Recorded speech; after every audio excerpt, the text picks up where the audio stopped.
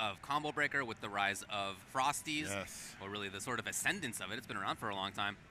Awesome to be back here in this scene with 1,400 competitors. 1,400. In Street Fighter 6. Not a CPT, not a qualifier, just to play, just for the love of fighting in the streets of this city right here. And as mentioned, the Red Storm himself is coming up on the deck. Hoji, all love to my boy. Again, maybe not as happy, you know, these days because half the Cody, but his Ryu still something to fear. I remember him playing some of that Shoto play, the very end of Street Fighter 5, you know, testing and dabbling with Ryu and Ken and things like that. So I expect him to still be in form, and he's definitely in form, so he's made it this far. Has to go up against Nopealope. Rashid back up here. Yeah, Ryu, such a cool character now. Big hitter, big plus frames, better fireball game, and Rashid on the other side.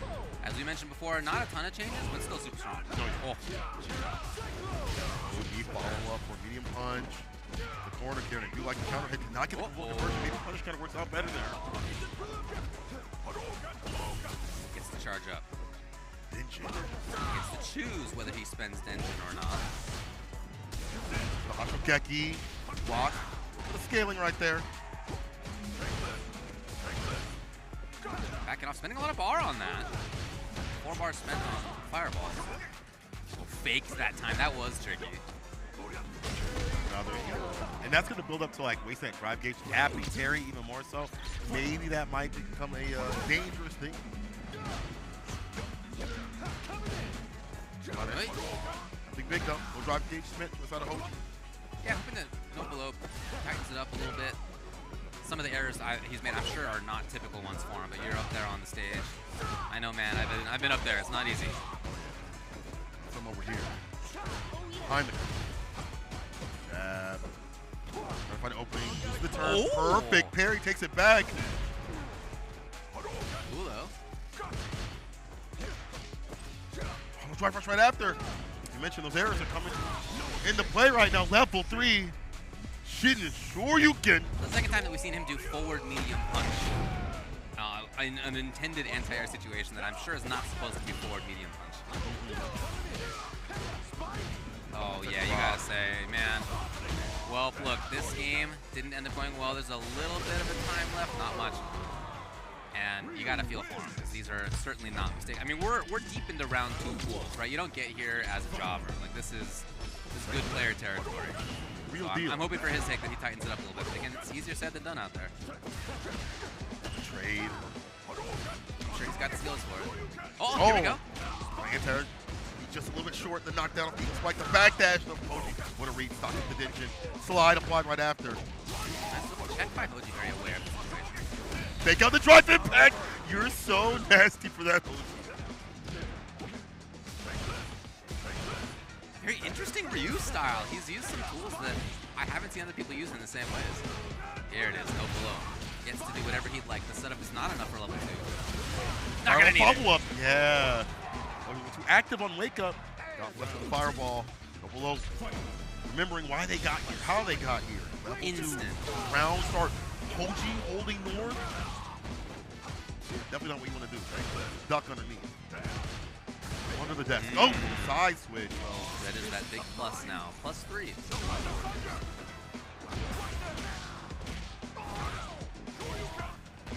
Hoji will need one more series if it's the right one. Fireball. Oh, excellent. Oh, It's supposed to have been DP, surely. Definitely supposed to be ODP. Been blessed outside the air. Oh, this is a huge opportunity for Nopealope.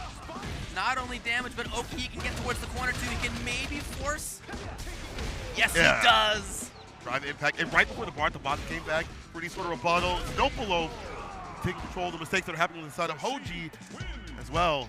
Uh-oh, Storm's clearing. Sun is shining. He definitely looks much stronger, and you can see there as he sort of sighs a little bit and tries to take the deep breath. He comes in here for a game. Eruption the 4 medium play. Broad rush. Now we see OG fireball ever something to the side of OG. Jumper is there. The equal spike. Shutting down the corner next. Heavy mixer. Perfectly done in the right space and place. Ooh. That's the kind of confirm he's been looking for. Not this time, but it's the burnout, and it's going to be enough for Nopealope. And after game 1 was so shaky, man, he has really tightened it down. Match point for him.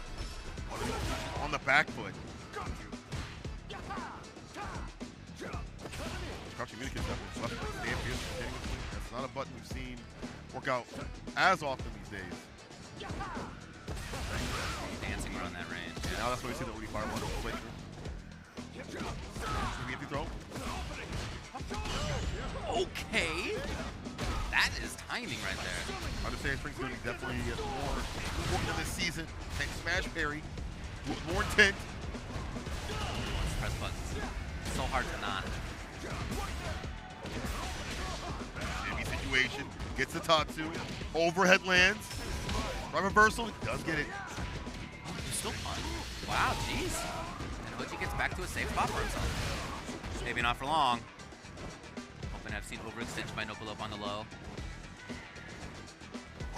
Oh, eats a fireball. It's final game, final round. But I feel like Nopealope putting that slide on just to say, hey, I can do this. That might mean we might see some variance in terms of fireball pressure inside of OG. He's up in the corner now. Reversal jab on wake up. So aggressive on wake up.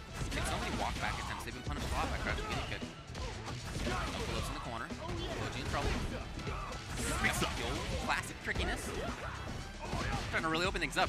That's a plus. Any sort of thing. There's no, I don't think Nopealope could have busted out. Close to burnout. Level 2 is threatening. It's almost there.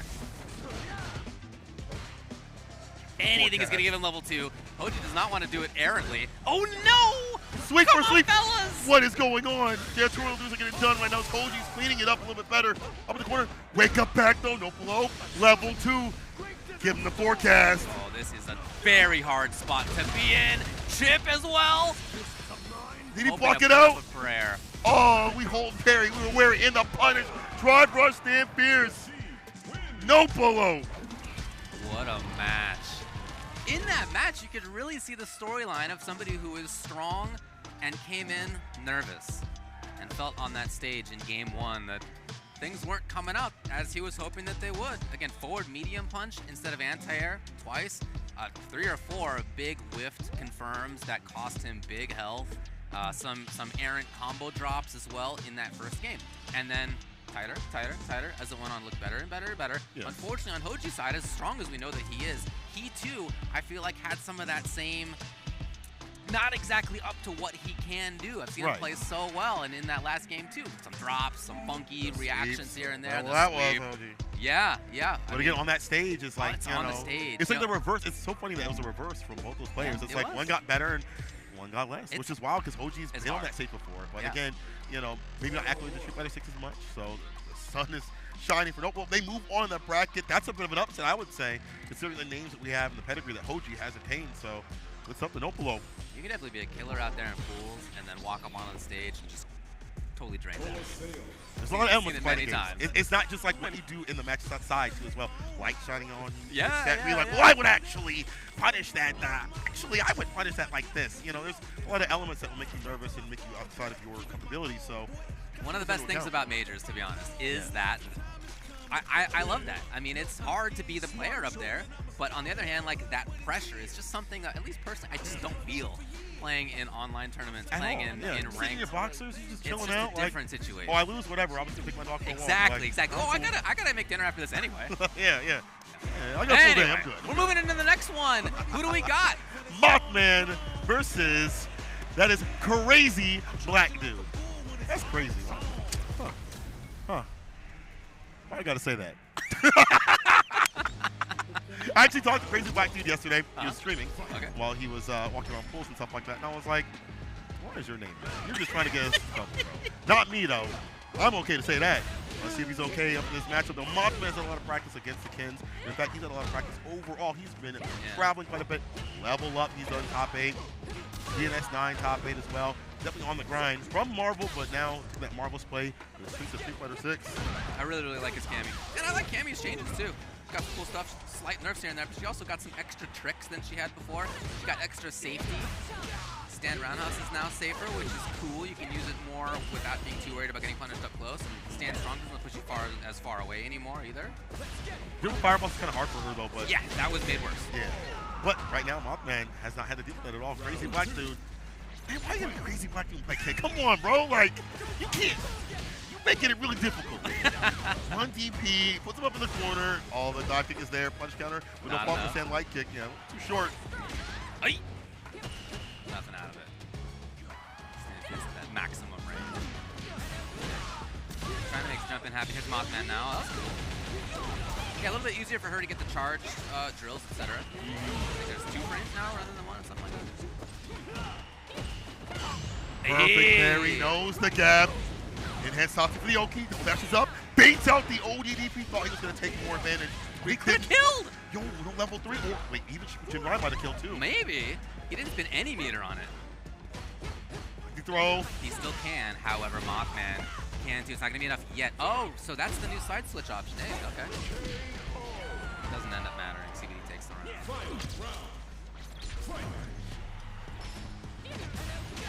He gets the hit, back beating kick, back beating fucking start for the pickup. Target combo. Yeah, so now like it's dive kicks against fireballs, but that also allows the other player to interact even more. Ken being able to back off the Stampears helps out, does it again with the shimmy situation. Crazy black dude is on a tear. Shippu Jinrai. Smartly keeps the bar just in case he gets put into the corner. You gotta save that defensive skill. He wasn't gonna kill anyway. Yeah, that's cool. Very safety first stuff by CBD as Mothman now schemes on his way in. Arrow. Chipping away. Careful, might be some hooligan play. Mothman likes to close it out, but the super decides, which is one more hit. It's already with the fireballs in the drive rush. Yeah, he just got the bar back to take the round. That was so smart. He recognized that he got the bar, the drive rush jab that stopped that spin knuckle from coming through. Crazy black dude. God dang. Sick trap. Very, very well aware. Mothman trying to make things happen mid-screen. Getting a little scrambly there. Yeah, I understand. Both backing off after all that. Yeah, maybe we get the goal right kick. Right with punishment, no commitment.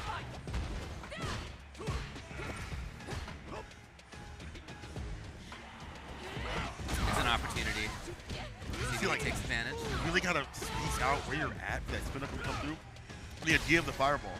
And that makes the matchup a little bit better. That's Jake a little bit later. Yeah, I think that makes sense. You gotta be more predictive with trying to spin through fireballs now rather than doing that on reaction. It's like the industry by 5. She was. Trying to move forward. Oh boy, that could have been big on hit. Very light. That stand fierce could be one punish in the future. Mothman's clipped it a few times. Okay. The back throw, tumbleweed. Oh man, the trick. Anything will do it. He's trying to walk in. Mothman, what a conversion. And he takes a deep breath after that one. Oh yeah, needed that. Cementing the other ride after this. Let's see if Fierce gets punished though. Mothman beats out the DP, but super throw though. Not bad, super damage. Punish counter. Settled it down a little bit. Again, though, he's in. Mothman now for pressure. Again, he could find the round. He could find the game on this. CBD playing like he knows that. Moves forward. Confirms staircase all the way through. And Mothman will take the game 1-1. Been slowing it down a little bit more. Looking for the DPs. We see the dive kick come through as well.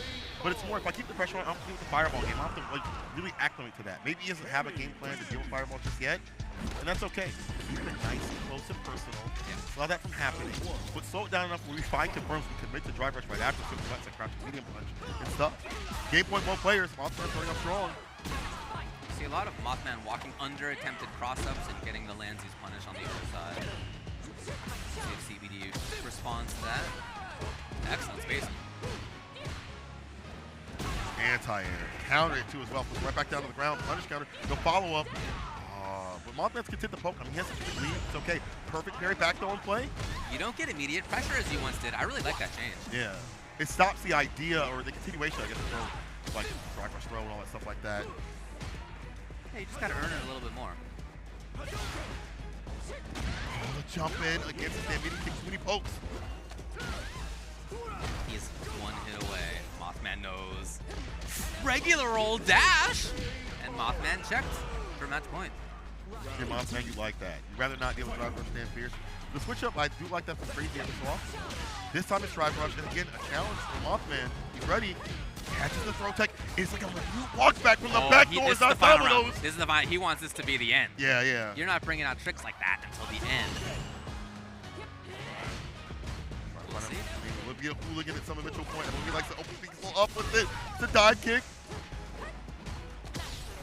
Also did work this time. Mothman was not able to walk under. CBD struggling to find the hit. Can he get it? Off the three-piece, locked on and locked in. Mothman gets the win. Just routing it back, keeping it nice and tight, staying as close as possible. And this is what we expect from Mothman in terms of like the footsie and the continuous amount of pressure. The slight micro walk back too as well, calling out the throws. Well, I gotta say, crazy Black. First of all, crazy for that name. Second of all, really great kid play though. Really like the way he's playing. Just couldn't acclimate enough to. Sometimes, honestly, mid-screen, it's not good to go for that. You know, the tech. We all do it. We all tech mid-screen. But like Mothman, the minute walk back though makes it even harder to like. Well, I would just simply block it out, whatever. That makes it even more difficult. This is the movement that he has. You definitely see that Marvel sort of style, that engagement that he has from that game into this one as well. Very, very aware. Yeah. All right, we move on to the next one. I'm really looking forward to this. This will be Noun's Zaf coming up. Opponent will be PCH Earl. I talked with Zaf for quite a while yesterday after pools were over, and he is really, really enjoying the patch. He loves how the patch turned out, having a great time. That's a good sign. He thinks Jamie is sick. He was telling me he thinks Jamie is maybe top tier potential. Obviously, the only thing we can say is potential. Nobody knows like what is really it. But potential, maybe, in his eyes. And Akuma, he loves. In particular because he says Akuma reminds him of Sagat. Yes! Yes! I'm hearing him be happy about a character that's a fireball game. Yes. Makes me super happy. I've begged him to play Dee Jay, Gal. They don't have the same fireball style that he wants from Sagat. Right. And now he's found it. That's such a good thing. Yeah, he's really, really happy about it. You know, we were talking about the strengths of Akuma. He's got a lot. But he was like, the thing that really stands out about Akuma is the fireball game. Like, that is, in his mind, the big reason to be playing the character. And it's also, he feels, part of why the character can have 9,000 health and not lose everything. Because if you're playing at that sort of cautious range, less likely to be at risk of getting hit and dying quickly. So he feels like that complements well, which is pretty cool. And I asked, hey man, are you sticking with... My first question actually was, what do you think about Dhalsim? Because, you know, he played a lot of Dhalsim last season. He was like, I don't know, who are you talking about? Not that he thinks Dhalsim's bad. He was like, yeah, I think Dhalsim's got some cool changes, but he's just really, really excited about Jamie, really, really excited about Akuma. I don't know which one of those two we're looking at. Oh, it's Jamie. Never mind. He told me it's Jamie. He doesn't think his Akuma's ready yet. That's fair. That's totally fair. Yeah. On the other hand, though, you have Earl, a Chicago native, one of the mid-Westerners out here, done a lot of work out again at the Roundhouse tag that we had recently. Has been playing Ken's iteration and doesn't seek to change him at all. He still feels like the character's strong. He's very, I guess the best way to put it is he's like a snipe-heavy Ken. He's very like, I went for my chance, I ride that momentum right after, and then he gets aggressive. He doesn't just start off the bat. He's aggressive. He punishes there with the palm. He's on his zap. He was telling me, man, like when he was like, we were going to the Jamie games, he was like, dude, Fierce Palm is safe. He just left out this huge guffaw. Like a big chuckle. The evil Is it like laugh. -2 or something? The evil laugh, yeah. And we've already seen it twice with him. He said that he recently played in a tournament where he had a no drinks challenge as Jamie. He like did really well. So he thinks he doesn't even need necessarily to level up drinks big time. Level 2 is already pretty decent for him. Level 3 to command grab. Find the finish. I mean, now that the tools in level 2 are really good. Bakai's really good to get the fireballs. Dive kick as well. Has been buffed so it's not having much interaction. Bolt strike can not ray from every time he tries to go for a dive kick. But also, like, he's got safe entry. He's got reasonable damage in level 1 as well. You see, OD Bakai. will help him as well. Earl puts up the wall, the Stand Fierce wall. Oh, fantastic. Gets the side switch. On cancel. Take on the throw. Anti-air, yes, we're ready with it. Earl gets the overhead counter hit too as well. He'll spin the bar. If you're spinning the bar at the top, spin the bar at the bottom to make him drop. Earl, the shin. Ryu can addition. All right. Got a close one here. And I really like seeing that Stand Fierce to put up that wall at that range after having seen Zap go to the well on the rush punch a couple of times. Hey. Base grab. Hands top two. No standing. Goes for the button instead. No throw just yet. Shooting a kick after the walk back. Inside kick side switch. Oh, and the fake out.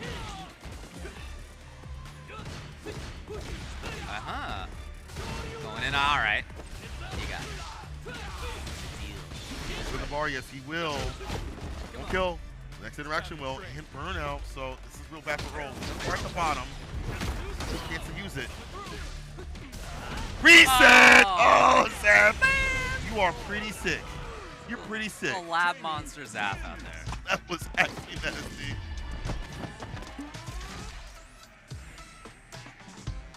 Alright. You guys see that? Yeah, you guys see that? I like how Zap, his face don't change. No, yeah. He always looks like he's tired when he's playing really well. Perfect parry though. Round start against the wall has had enough. That -2. Yeah, it's a really good sign to see for Earl. He turns it on to strong pressure right away. Stealing a huge turn, too. Almost that he needs to crouching back. Oh, you went for the wrong punch. -6, though. Got him, -6. Crouching medium punch. New patch. We're all getting adjusted. Dive kick. Looks like a trade. Looks like it wasn't punish counter. Got the reversal jab and a DP. He looks so much stronger this round. Earl, I love what has changed. Much more aware. Doing a better job at putting up walls and also at then getting in afterward to make an account. Look at this, here's the wall.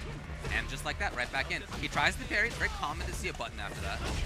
Stand medium kick. Super denied. Like, Zaf tried 3 or 4 ways in, and all of them were anti-aired or ground buttoned. Different tactics, I like that from Earl. So different looks, different ranges too as well. Puts a give and pass. Anti-air, 5 frame on the light one now. Very quick. Medium kick gets the reckless right off. Level it up again. Zap got a problem. Light, into DP. Drive rush. It's a back though this time. Maybe hoping to have seen a jump or some ill-advised movement. None of that came. DP the bust out. Zap getting aggressive. He's on the back, but he finds a low. Bot guy spin to get the win. Now he's on and Zap is on set point. Regular dash rather than dash punch. Maybe hoping to see something extended by Earl. As well, he's got pressure. Back, I gave the dive kick. You like that from Earl? Waiting it out. Earl's the one who moved first. It's just going to be a regular old knockdown. Hoping to snowball through. The throw, luckily wasn't punish countered. Gets his own off. Buckeye spin. Spin the bar just yet. Perfect parry. The side switch. Still in the game. Love this. Earl needs 2 hits. Oh, he tried to steal a big turn. Next one. Oh, it could be. He's going to try to dump it through. I think that's going to be the round. I think that's going to be the game. We will tie it up 1 game apiece. I really like the adjustments from Earl in this game. Again, more active, both on the ground and on the anti-air to deny the easy approaches that we saw right from the beginning from Zaf in game 1. Sniper, waiting for these moments, making the magic happen, and it's causing Zaf to be on the back foot more often than not. He's shown what to do against his character. It's just, we see like stagger parry, we see stagger buttons and things like that. The side of Earl, he's locking into the Jamie. As we said before, the Akuma, too fresh right now. Palm, swig, Bora, drink. The herbal tea. Is that what it is? That the game tells you it's his family recipe herbal tea. Are you saying the game's line? I mean, so is moonshine, but.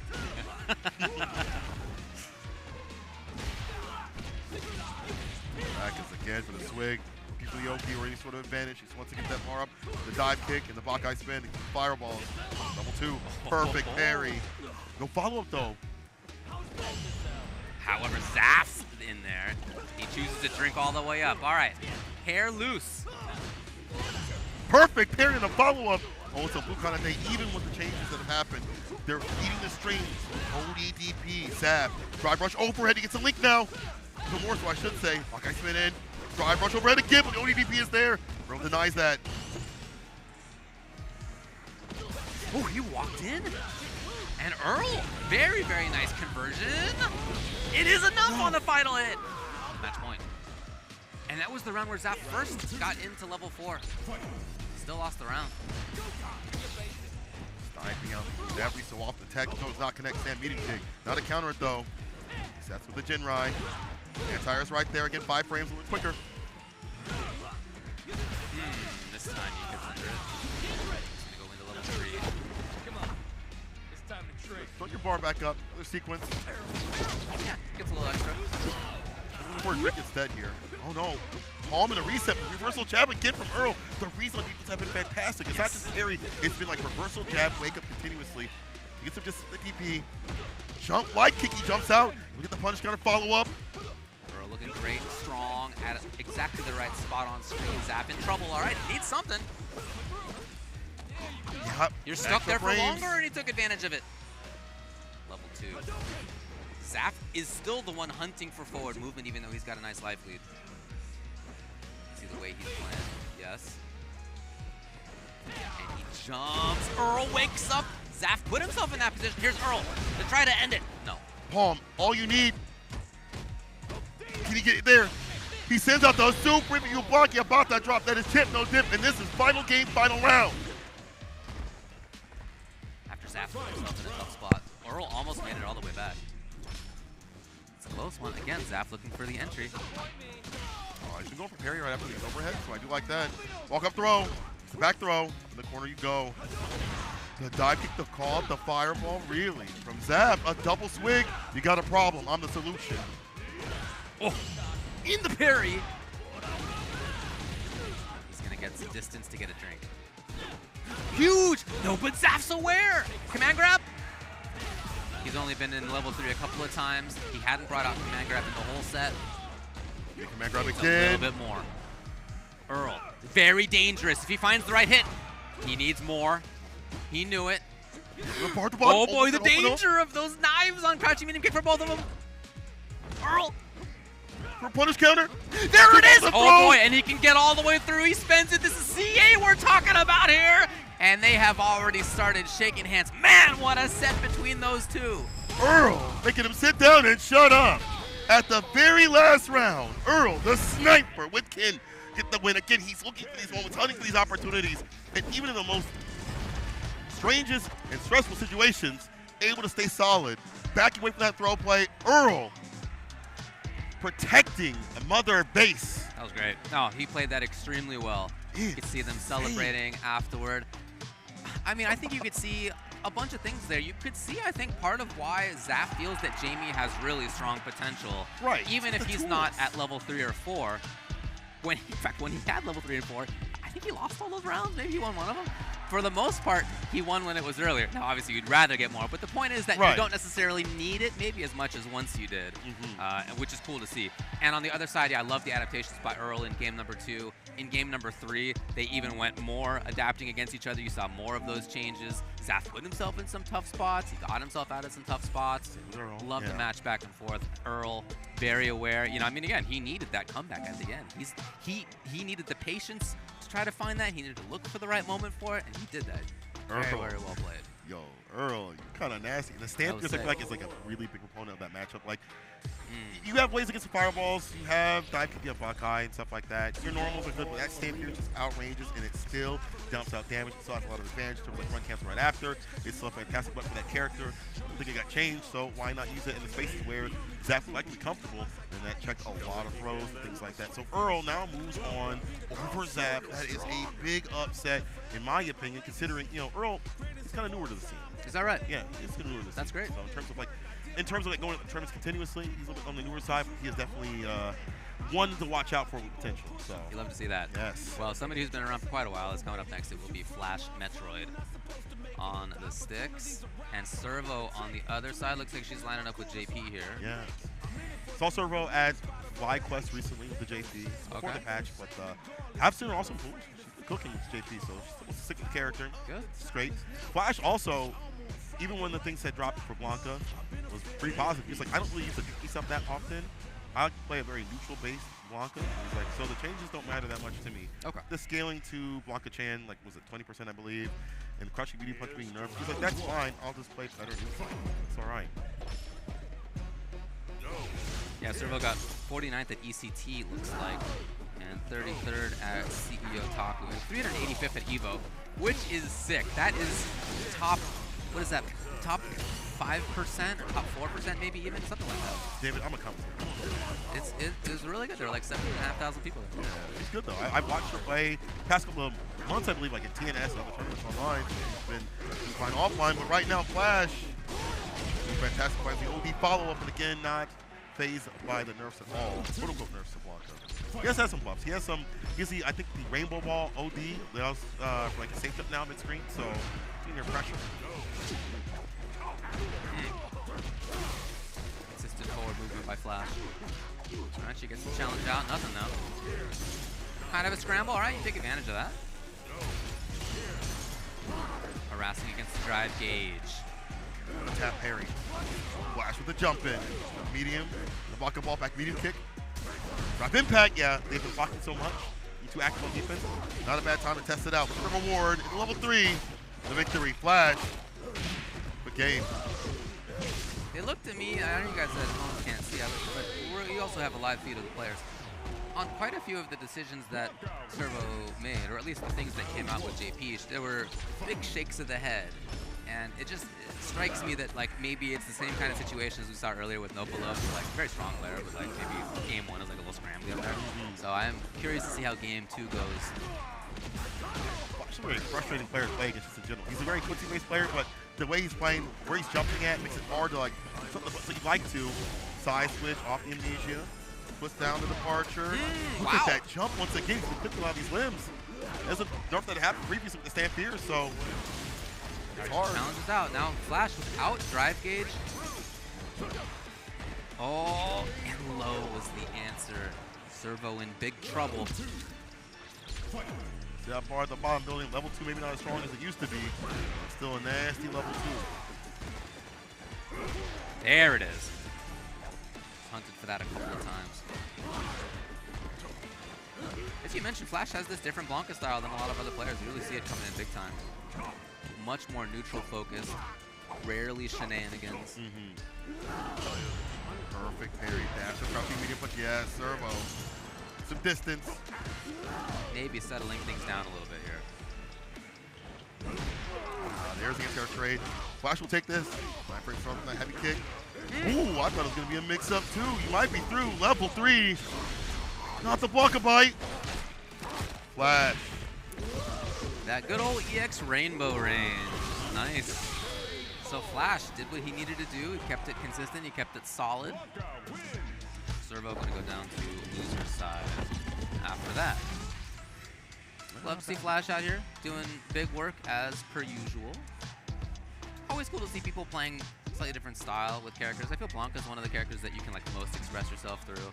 Like different Blankas are like really different players. Didn't see level 2 in that at all. Nerfs began, but like I don't even know if Flash was like a level 2 type of player to be honest. Yeah. You know, so I mean again, more jump based. Like that was his mix up. Like I'm gonna jump a lot because I know your buttons have a lot more recovery, the stand fear structure, medium punch, things like that. So why not jump? So you prove to me you can air throw. Your crouching fierce at some races is not gonna hit or trade, and I'll take that trade as well. And Flash, that's his way to play his version of Blanka. Yeah, he was playing in a style that was asking Servo to stop him from doing it. Yeah. With those jumps. And unfortunately, like her stand fierce timings and whatnot, and I think probably some things that she didn't entirely want came out as well. Didn't end up stopping him, and so, you know, if that's not going to be the case, then Flash is going to run over, and that's exactly what happened. All right, next one. Strike first, Gentlemanthief coming up against Smolcaps from Canada. Smolcaps? Smolcaps? I think it's Smolcaps. This is a Ryu player, I believe. Okay. Saw him at Gommel. And of course, Gentlemanthief, back in business. Please, God, let it be Dee Jay. Because that was the original character I remember at CEO, I believe it was. At least early days of Street Fighter 6. He was playing Jamie. We didn't have that many, obviously. And now it's a good time to come back. Good time to get off the wagon. Is it on the wagon? I don't remember. Whatever it may be, it's a good time to play JAK. Whatever wagon. Whatever wagon. So Gentlemanthief just made it past young Goki, a really strong player out of Southern California who I think has a high ceiling, good future. And Smolcaps just made it past 3 Eyes, who's a really strong player from Milwaukee. Yeah, the young Guile player. 17 years old. I talked with his dad for quite a while yesterday. He's been competing in tournaments for less than a year and has already like really showed up big time. But run was ended by Smolcaps, as now it is Smolcaps versus Gentlemanthief to move on into the next round. Ooh. Okay, Gentlemanthief with the Blanka. Surprising. Okay. Like there was a time that I saw Juri from him. Yeah. But now I guess here's Blanka. Most recently is sticking out with the character.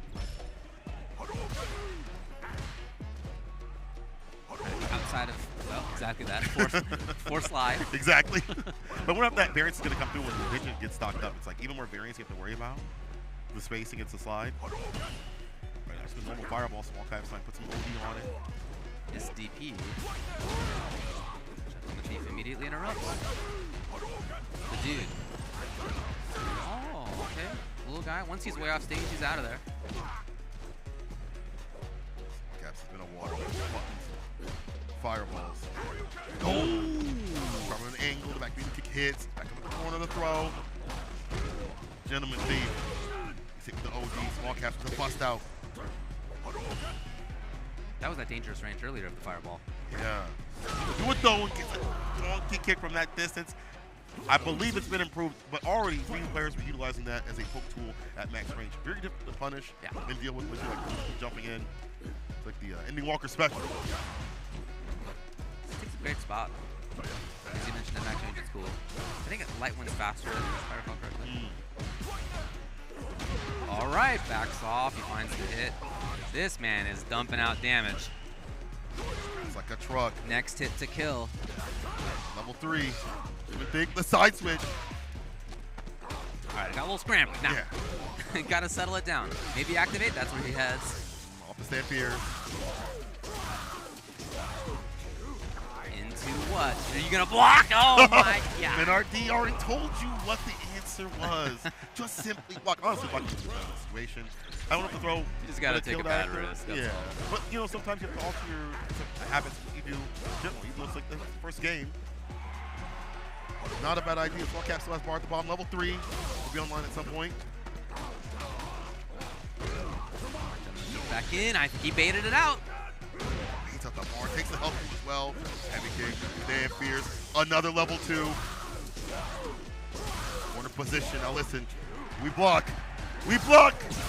So gets hit with a little mini-me, but no fault with the drive rush right after. Gentlemanthief the drop. And still gets a crash punch with punish. Either way, you see he survived. So. Yeah. Oh, much more offensive approach than before. Much more insistent approach. This is a different style. Expect that from the other person usually like, okay, I've lost. We'll get aggressive with it. Gentlemanthief instead.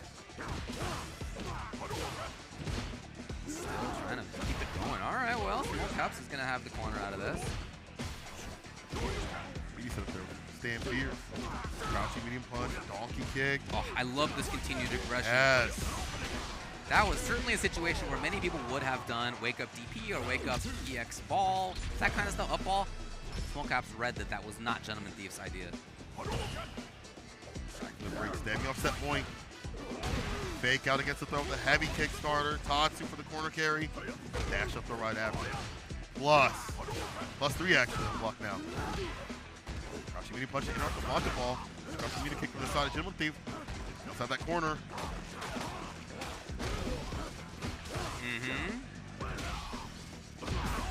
Oh man, you can absolutely get the W on this one. So 1-1, and that was a game again where at the beginning, Gentlemanthief played a completely different style. Not uncommon to see people change their own styles even after a win, but I would say more common to see that if they think it's going to be the final round. That was the first round of the second game instead, and by the end of that, we saw Smolcaps had already changed it up. We'll see what the adjustments are for Gentlemanthief. They're doing on defense. How they going with the Blanka ball? We see the Blanka ball technical challenge. Crouching medium punch. Neutral jumping up in the corner. This looks much more like the beginning of game number 1. Gentlemanthief at range, hoping to be at a spot where he can react to Fireball, or get the party started in a sort of safer way rather than just drive rush, crash game. I think it was his opening game too. Oh, the interruptions. The boy's coming. It's a lift off, sweep. That meaty kick, hella meaty. Throw right after punish counter. Not looking so good. All right, man, great mix-ups. So he, again, very different style than game 2. It was much more like game 1. It was patience, it was consistency into just very solid mix-ups. No big shenanigans. And that mid-screen usage of the walker chain too as well. Like that for corner carries, man. A crouching mini punch. Throw right after. Smolcaps, jump. He gets out of there. Right into level 2. As he found the hick in front, he'll be able to set this up into a strong mix. Into big chip. He's blocking. At what cost? At what cost? Lift off. Got it. Another big OD follow-up. DP is there. Get that for 3. Oh. It's a back though instead. Can't get overzealous with trying to throw things out here. Perfect parry. No, but nothing else for the kill. Smolcaps has a chance to end it. OD DP on reaction. Final game, final round. It comes down to this. He was hoping to bait stuff out, maybe a DP, but Smolcaps was ready for that. Here on the neutral jump, we've seen that too often. Side switch off. Most important thing right now, put this character up in the corner. We got that level 2. Go to Mixtown. Correct block. And one of my favorite conversions he missed, actually, but it's all right. He was right in the level 2. Rasping that drive gauge right now. Is he there? No shot. You about that Huge drop. read. That was for everything. That was for the game. All or nothing. About to be nothing right now. One more mix after this. OD for the follow-up. Into level 1. That's weird. Just barely. And now Gentlemanthief's the one without resources. He needs to be safe on the other side. That allows Smolcaps to move forward. This is big plus.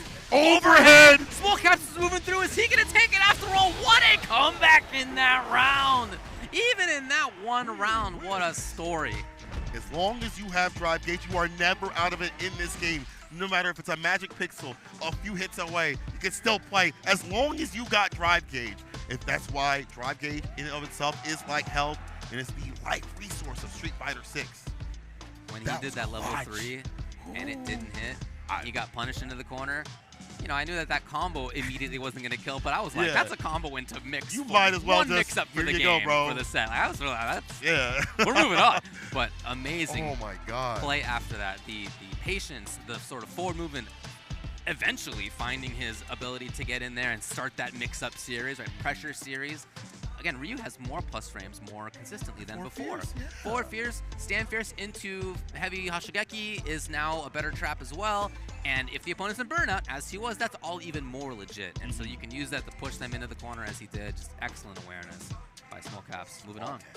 Might be big caps right now. I mean, I don't know, man. You have to change up that name, though.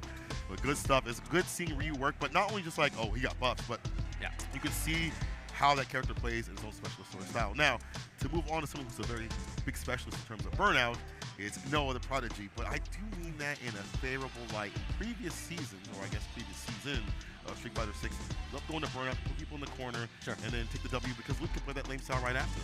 And that's kind of the way that he plays. I don't think many other people can play that way, but he has that style and it's worked, and it's won him tournaments. So regardless of what you think about him being in burnout or how bad good it could be, he has made it work. Now, will it work in this season? I don't know. But also shout out to Noah for being picked up by Twisted Minds. Definitely well deserved. Plays fast. He has his own sort of very defined style. One thing I like about some of my favorite players is that they have a discipline about them. And that doesn't always mean that you play patient. That's not what I mean by discipline. I mean, you have a game plan. And you stick to that game plan. And maybe that game plan is you're doing wake-up DPs and you're whatever. Or maybe it's very patient and you only do like a strike throw basic mix-up, right? Right. A defined strategy. Noah has a fantastically defined strategy, and he rarely deviates, as you mentioned, and it's really good. Yes. And he's really good at carrying it out. Let's see how the changes affect his playstyle. I know he likes to tap parry quite a bit. I don't mean that in a bad way. Just put people on their back foot. You know, we'll see if that will put him on the back foot here. He's going up against Jaime. Garuku's own Jaime. Jaime, man, he's the only person in this world will ever ask for Necalli to come back. I love Jaime. This guy loves Necalli. He also loves King. He likes fiery characters that are really explosive. Tekken plays Kaz. This game, plays Ken. 5, he also played Ken as well. Cross the DP, ready with it, but no drive rush right after. Tap into nothing. It's a bit of a sign for Noah, maybe. Think about. He gets the pressure right away. Dropping against the fireball, hands are still out. Pricing up. Medium punch, tap parry, Noah. You got to get that out your system. Not in this neighborhood. It's the burnout. And there's feeling comfortable with it. Coming off your bar is a big sign when you're burned out that you're feeling comfortable. He was right about it. Because if you then get knocked down and you're in the corner and you don't have the bar and you don't have any drive gauge, you're in big trouble. And he's comfortable. That's a lead. Who can take that? Take that lead as he did in 5, in 6. Walls you out with fireballs, good buttons. Baits out the ODDP, the side switch too as well. Reposition, goes for the drive impact, reset. Level 1, unique.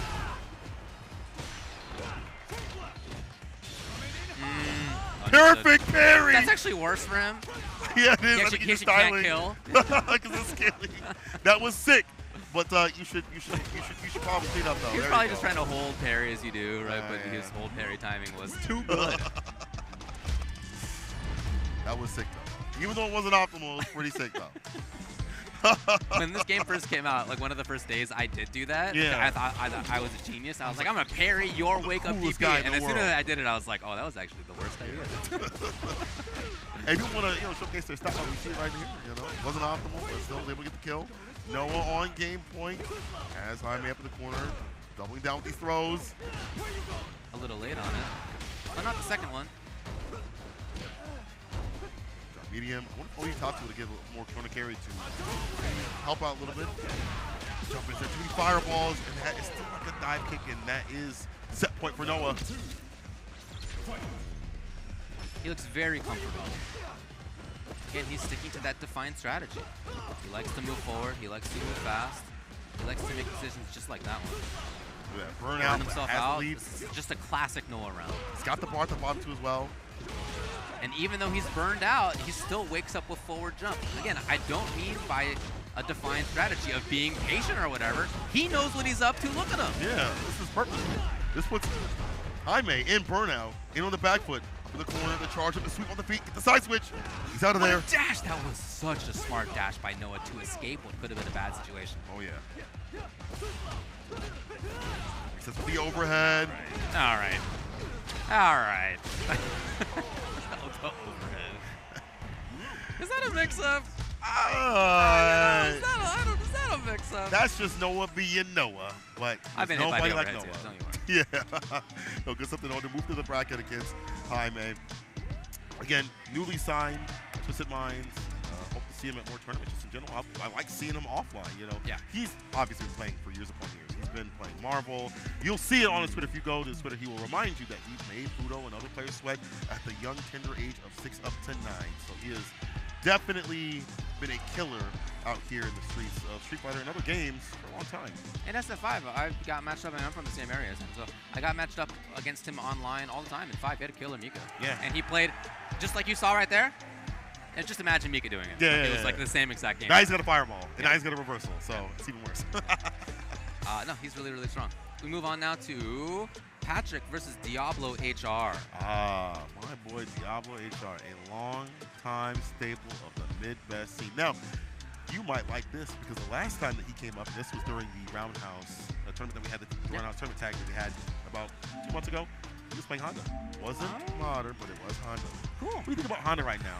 I mean, you've obviously played him, and you're in modern, so maybe missing some tools, but gaining some other ones. What do you think about Honda overall, though? I really like what they did with him. I think it did a good job of meeting multiple goals at the same time. Goal one, make him less obnoxious for players who are at a little bit lower levels, where headbutt and butt slam were really difficult to deal with. Right.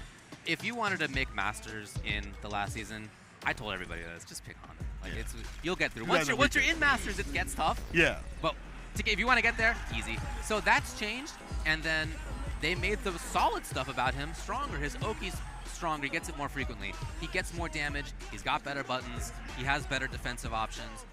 All around a better character. And I think he's a strong character. I mean, you know, I thought he was underrated before. Right. My opinion was like, I was an up player already. And I don't think that he's top tier or anything, but like some of his tough matchup characters got nerfed, and he got some buffs that are helpful in those matchups. He got stand medium kick, an excellent low crush tool. Yeah. Excellent low crush tool. So we'll see. There's a real debate, I think, as to whether maybe Classic is now the better Honda. I really thought it was Modern before. But that single option, the stand medium kick low crush, I think is so strong. I'm thinking about switching back to Classic myself. Really? Kimberly is the other side. She got some help offensively, defensively too. Faster super, and of course the same wake up drive reversal that everybody has. She gets to snowball a little bit harder mid-screen. She gets some extra damage here and there.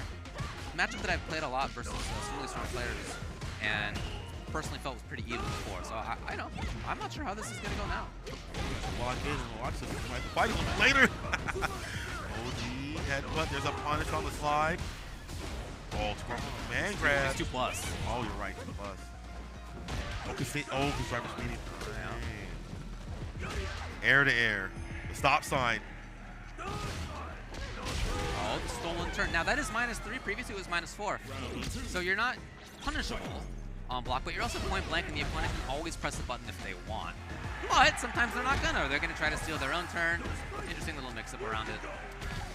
Take out extra recovery, definitely helping out right there against that light headbutt. Go right after this pickup. Palm parade. Dude, this is a funky conversion. Okay. Into safe jump. Super success before forward Pierce again.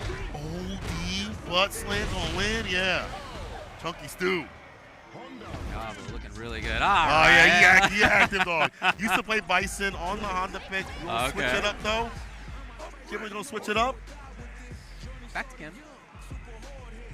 Just taking a bit of time. It was really E-Honda's game in that first game. It doesn't need to go like that. She's got enough tricks to prevent that. Unless you put him up in the corner, you do have to wake the drive reversal, as you pointed out, for both characters, but still, the classification of this character is so good. The potential, the damage that she gets now is amazing. Corner carry. And that's so important to get Honda into the corner where her mix-ups are good against everybody and against Honda too. Gets the throw, the top two off, bomb parade. Oh baby, the old new buff.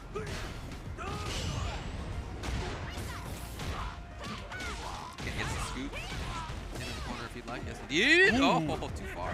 Stubby, crouch fears. Got one of the best anti-butt slam tools. Like Crouch Fear? Crouching Fierce is amazing at it. Shimmy kick opens him up. Finally finds the stand Fierce off the shimmy. That's the rest. Yeah, more of that shimmy situation coming through and more corner carry. Even though not killing there, it's taking quite a bit of health. Pressing him out. There it is. As an anti-tool, this is going to range sort of jumping. Crouch Fierce doing dividends.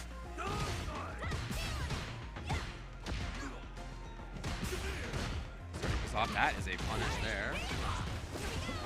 That's the party, especially now. Oh, he can't kill yet. Oh, maybe he's gonna go for it. Maybe this is just about the burnout time. You don't need the speed advantage buff right now. Speed power buff, I should say. One touch and play. Lock it up. Oh. No! Wait a minute. Oh, this is a totally different story suddenly. If he literally does headbutt here, oh boy, let's see what Patryk does against Diablohr's choice. Make a decision. Yes, yep, headbutt. That's plus. In burnout, that's plus. Okay, survived. But still very much doable. No, going up into the sky again. Down Fierce is a really consistent solution. Game between the two. Diablohr the crouch kick round start. Izuna drop. Pops him up. Drive impact. timing it right, though. Clever idea.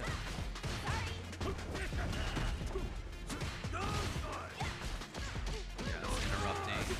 That's fake. You know, that's interesting. I haven't seen that happen. New patch. Oh, that's a ton of damage. Dry rush. Medium. OD again. I get the win. Diablohr. Lock him up in the corner. Jail no bail. On set point now. Still going for the blood slam despite the fact we've seen Crouch Fierce anti continuously. It's his turn. Patryk gets in. All right, what do we got? Yeah, this is exactly. Oh no! Oh, will a drop as well from Diablohr. Patryk, as a result, gets cornered. Oh, whatever he wants now. Oh, the drop. Oh man, some big opportunities lost. Continues to be the case. Bro, a lot of hard to utilize. Again, go for the butt slam. Oh, make it happen. Oh yes. For the CA. That was it. The ring of fire. Clap doesn't combo into other stuff normally unless you find the exact time and frame for it. There's like meaty situations where it hits like fan combos from SF5. And he then finds the follow-up but didn't drop! Rather than just doing the easy stuff. Clean it up! All there right. it is, the 4-piece finally for the finish. Diablohr. Moving on in the bracket after a little shaky end right there. We'll take it in the end. Close match. Yeah, I mean, for both players, there were some opportunities that they didn't exactly capitalize on. I mean, think about earlier in that round when Kim had like big damage potential, didn't get the full combos, didn't get the full setups that she can. She's such a snowball character. Yes. If you find the big damage output, if you block an EX headbutt, right, you get whatever you want. He could have had so much into bombs, into like the whole thing, right? Yes, the whole thing. So having dropped that combo was not just about losing the damage of that combo, it was about losing all of the stuff that you can then snowball afterward. Could have been different.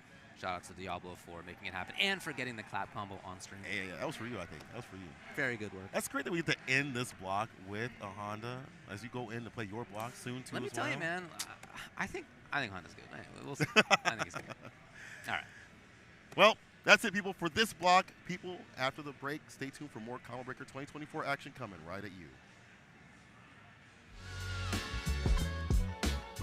There's a lot of characters in this panel art, huh? It definitely is. We're going to see more characters real soon, so tune into more Combo Breaker up next.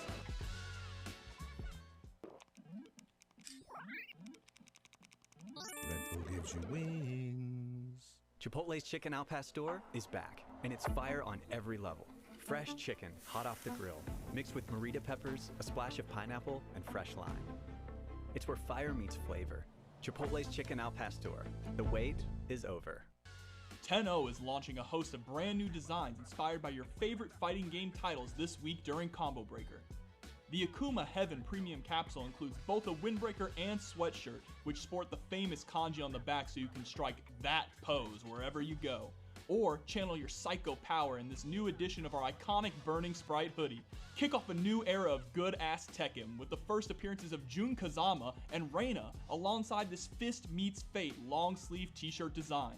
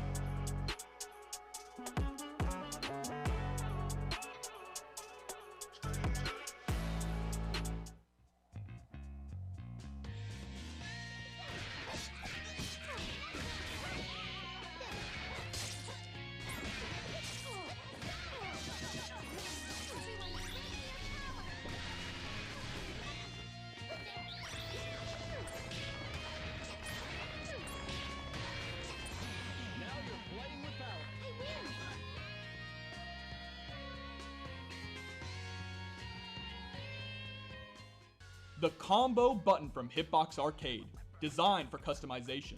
Change actuation distance, total travel distance, silent or hard press, and the colors of each piece. Coming this summer. Check out hitboxarcade.com/CB2024 for more information. The Yeti is here with an exclusive booth packed with official Capcom merch. Dive into the fight with style. And for all you Monster Hunter and Mega Man fans, we've got you covered too. Our online store is stocked with epic merch that'll have you geared up for any adventure. Check us out now at theyeti.com/combobreaker. If you guys haven't done so already, be sure to check out all of the new fighting game event merch coming out to celebrate Combo Breaker. We got new hoodies, bomber jackets, and plenty more if you guys check it out over at combobreaker.org/shop. Sheldon, we're definitely not making flavors of no-shells pistachios. Then why are you dressed like that? You got us. We are making honey and chili flavors. Are we? Yeah. Wait, then why are you dressed like that? My wife likes it. Spicy. 4-alarm fire in the boudoir.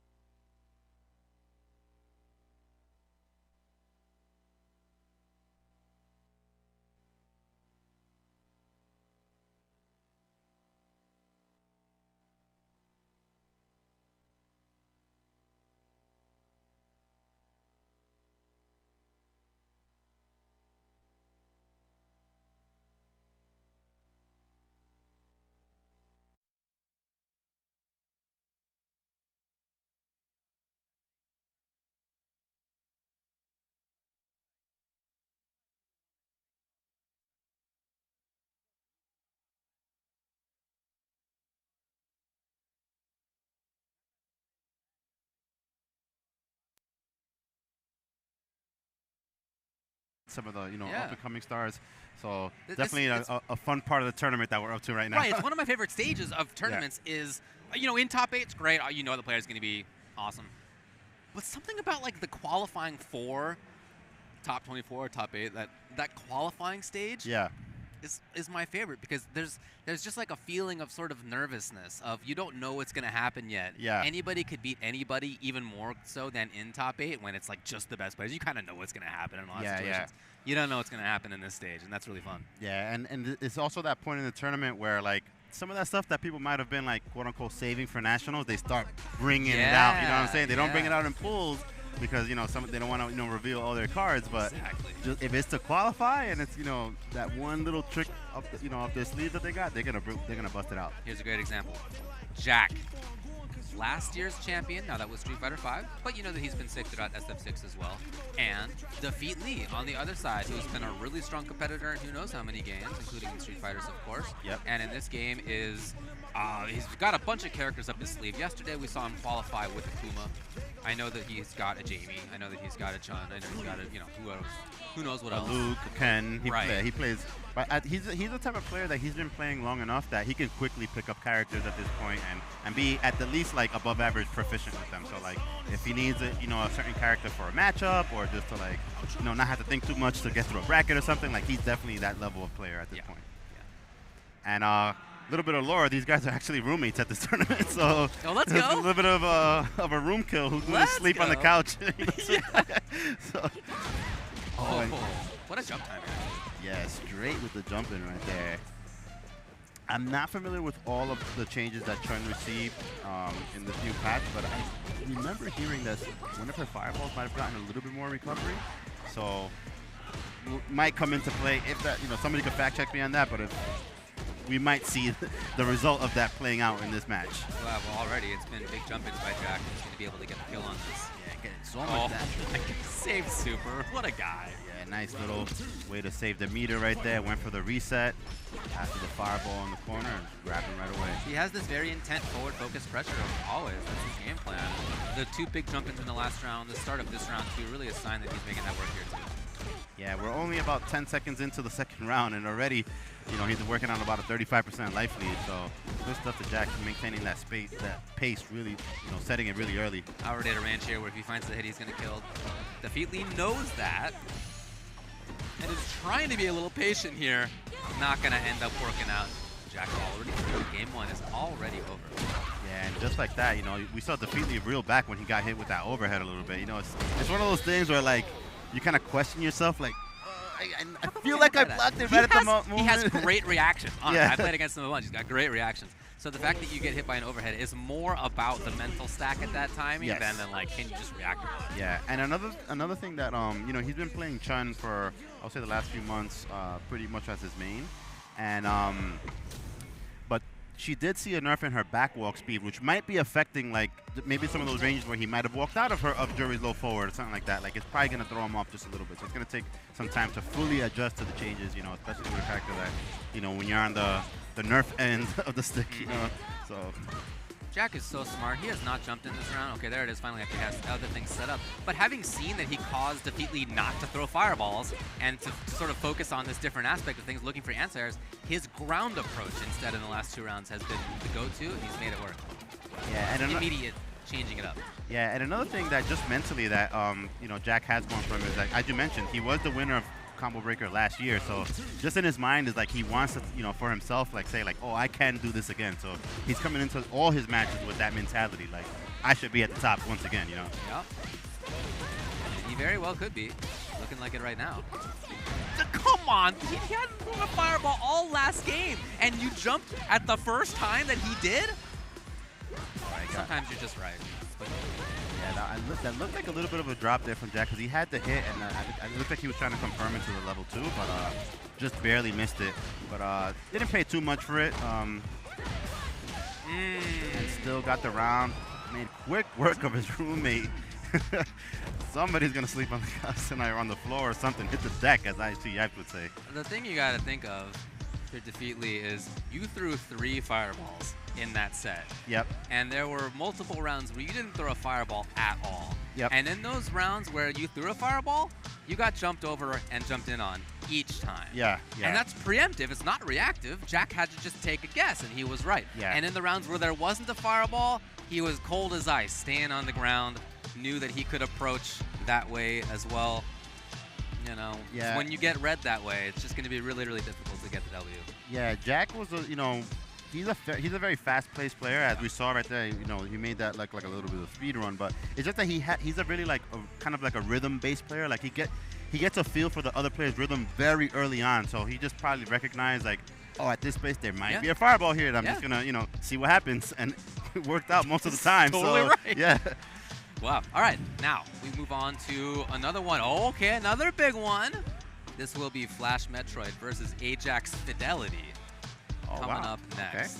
Okay. Flash we saw earlier on stream, the consistent Blanka, less of the shenanigans Blanka, and Ajax Fidelity we saw yesterday qualify on stream as well. Strong Ed player, both in the last game and in this one. His Juri was killer in the previous season. Yep. But once Ed came out, he went back to the character that he used so well in Street Fighter V and has been playing ever since. Yeah, and it's interesting, you know, like the Ed players that went back to Ed, like Ending Walker and for the Fidelity, because Ed is like, he has some stuff from the previous game, but they kind of just went back to him out of loyalty to the character, because he's pretty different. So the fact that they're still able to do well with him is just a testament to them as players, and not just that they were good Ed players. Exactly. They're good players. Exactly. I mean, and Fidelity won first attack with Juri, and Ending Walker won and placed high in things with Ryu, Dee Jay, etc. Yeah. So definitely for those people that may have been wondering, like, you know, Ed was kind of really strong in the last version of Street Fighter V. Yeah. And it's just not, it wasn't the character all along. Right. These guys are very good. Yeah, Ajax Fidelity in my mind is one of the players with the highest ceilings. Even though he already won first attack, he's still getting better and better. Yeah, he's definitely been on like that kind of that slow climb. Like every time we see him, we start seeing more like creeping up those top 8s. You know, sometimes getting top 5. So definitely a player that you want to look out for as this game develops. And I know that he also plays anime games, so he has a background in those games. So I always find it interesting when players come from like a different game that's not Street Fighter. Just the way that they approach certain matchups and the way that they structure their offense and stuff. Sometimes it's noticeable, like the difference. Like somebody like Goichi, like he's very quick to kind of like pick up games really fast, and that's that anime background, that pace that he's just so used to. All right, nice pressure here from Fidelity. Oh, something happened. Yes, something. Oh, he's pressing right on his stick, and Blanka is not moving right. All right, let's see if he's gonna take the round, or if they're just gonna restart it. It was, sometimes if they agree amongst themselves that they just restarted, people let it rock. But if they want to go by the rules, they can do that too. So you gotta check your equipment before you start playing your match. Yeah, we don't really do like in-game button checks anymore, but on the character select screen, there is the ability to check everything. Yeah. I really recommend people do that just in case. Yeah. And you know what? To be fair, it happens. It's pretty rare when it does happen. It's unfortunate when it happens to you on a stage in a tournament match. It does happen, though, so you got to check your stuff, FlashMetroid just made it past Sugar Bear and Servo in the previous round of pools. Fidelity made it past Argon and then Deadly Kansas as well. So now we're in round 3, and this is to make it into top 24. Not this match specifically, but this round is to make it into top 24. All right, looks like Fidelity took that round. They're going to keep playing it out. Hopefully that doesn't get in FlashMetroid's heads too much. Nah, he's been around a long time. Yeah, that's fair. He's definitely a long-time player. Well, that wasn't what he wanted right there. All right, FlashMetroid working on a nice life lead right now. It was just a slow walk forward approach by Fidelity. All right, that isn't as close as it used to be anymore, so Fidelity rightfully challenging right there. All right, nice way of sneaking that throw. Setting it up. Denying Blanka-chan. Fidelity content with going into burnout. Oh, and woke up with the level. Oh, okay. All right. And Fidelity wanting no part of that level 3, just went straight for his own. If he had blocked, maybe he might have died from chip. Yeah, that's why he like did it. Yeah. 10 to 15% chip on level 3. Yeah. Didn't even want to take the risk. Yeah. So good awareness there from Fidelity. He knew that his level 3 would win in that situation and just closed out the round. Nice use of that long-range poke right there. I believe that's his standing medium kick. Ed is like a kind of a unique character in that he doesn't have any kick normals, and his kick buttons have like extra range. Yeah. And so it's kind of like weird seeing him attack you the way that he does from those ranges, because it's almost like medium punch is his low medium kick. Yeah, it's kind of like a mini Dhalsim-esque kind of thing, like a Minot style, that you just don't expect it to hit you from that far sometimes. Flash just disengaging. Again, very different style of Blanka than many others. Yeah, a little bit more reserved, not as crazy as some of the other Blanka players that we've seen.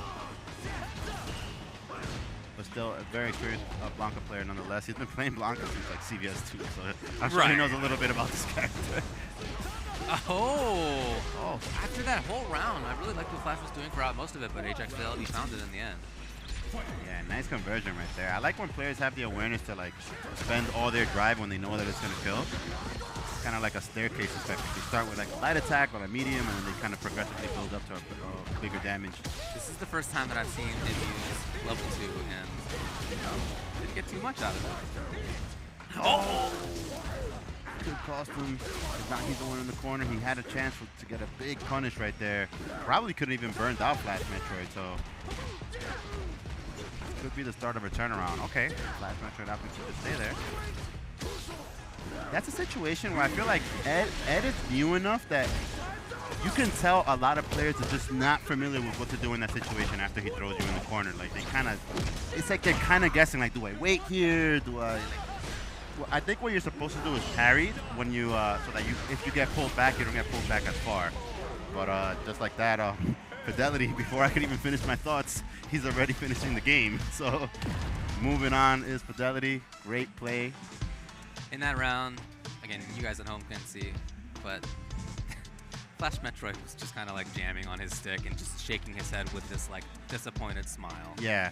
So something happened in the end of that round that was not what he wanted either. Right. I can't tell you exactly what it was, but bummer. Yeah, You gotta check your equipment. You gotta make sure that it's cool.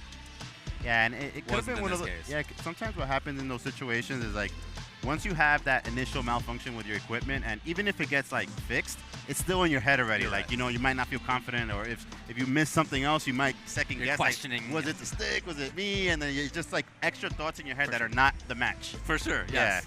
Yeah. Well, look, Ajax Fidelity moves on. Let me tell you who's in this round 3 pool that we're looking at. We'll look at other stuff too. Gentlemanthief versus Leshar. FlashMetroid versus Ajax Fidelity. We just saw Zaidi versus Elchakotay and Skeezer versus Mothman. That's all in winner's side. Losers is a deep one as well. We have players including Zaf versus Perfect Legend. Oh, wow. This match is probably happening off stream because it's loser's side. Yep.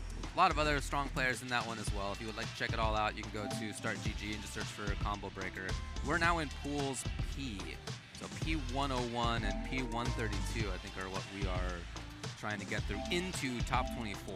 Yeah. Again, that match itself wasn't to make top 24, but it was like part of the process to get in there. Yeah. And it's interesting to see that as we're getting like deeper into this tournament, we're still seeing a couple of Blankas still in here. Like we just saw FlashMetroid. I believe Gentlemanthief also uses Blanka. So it's definitely a character that like after Mena and Problemex's success with him, you see like more players kind of starting to believe in him, starting to bringing him out in tournament. Wolfgang, of course, one of the innovators of Blanka Tech. So it's definitely a character that's well represented in the Street Fighter 6 space right now. Yeah. A lot of good players using him. Nemo using him. Yeah. Ton of tech. Every day I feel like I see a new setup He's or cool, somebody. Man. Yeah. What a cool character. Yeah. He has a lot going for him. So the other pool of trying to go into top 24 includes Campaine versus Noahtheprodigy, Smug versus Wanheda, Macssama versus Earl, and we saw JAK versus Dafeetlee. In loser side, got a bunch of players in there too. I guess we'll talk about that in a little bit as we have a match coming up now, which is Smolcaps versus Leshar. Yeah, Leshar, I saw him playing yesterday, and you know, I got to commentate his first match of the day, and I was not surprised that he picked Luke because when leading up to Capcom Cup, he's one of the players that I was following on CFN just to kind of see how he was developing, how he was preparing. And I saw, funny enough, he was only using Luke. So I was already aware that he's a super good Luke player. And I think, you know, maybe he was preparing that, you know, just in case Chun got nerfed or something like that, he still had another character. So Bolo was telling me that he heard that Leshar plays Luke specifically for console and Chun for PC. And he feels like Luke is more consistent when it comes to console. Okay, that's, you know, people have their reasons. They want to, you know, feel comfortable with the environment that they're playing in. But yeah, it's looking real crispy with his Luke right here. Yeah, and if that was a reaction, then it's a sign to me that like that's not the problem. Because that DI was really great through the firewall. Yep. Dashes up and takes the round. Now, Smolcaps, when we saw him play earlier, he had some really strong stuff, but he also was a little slow to get going in that one, which means that him losing the first round is not necessarily a bad sign for him. Yeah, and you know, even though you know, Ryu, you know, is hotly talked about right now because he was kind of like, I would say between him, Aki, and Zangief, kind of like the winners of the Season 2 balance patch, that they got like, you know, a whole scroll of buffs. Yeah, and, but you can't like completely discount that character like Luke was already strong, and all they did was kind of normalize him. So it's not like the matchup is gonna flip all of a sudden. Like there's still a lot that these players gotta learn, different things to optimize and stuff. And Luke is still doing what he's doing, maybe just doing a little less damage at this time. Knew he wouldn't kill with level 2, so he, with safety in mind, keeps level 1. He sees a DI or something like that to be able to respond to it. Smolcaps taking advantage with an excellent spot on screen. The DI was so late that Leshar was no longer looking for it. Yeah, that's one of the like really good ways to mix up the DI when like you start to do like not DI options, and then you start to really overload that mental stack, and then the raw DI is the one that lands. Love to see it. Yeah. Did you get there after Donkey Kong reaction? That would be amazing. So. And that's the new meaty tackle setup right there. That is plus. driver right there. Just to close the distance. Threatening that crouching medium punch. Smolcaps himself closing the distance.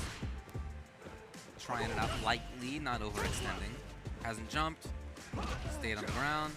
Yeah, and one of the things that it's gonna be a while before we see the Ryu players fully adjust is that now if they do dungeon charge, they still have access to their zoning. So I think they're not just used to that yet because like, you know, in a matchup where you might wanna be able to zone still, you know, a lot of players would opt to not do dungeon charge because you only have the fast fireball. But now he still has all his moves available to him.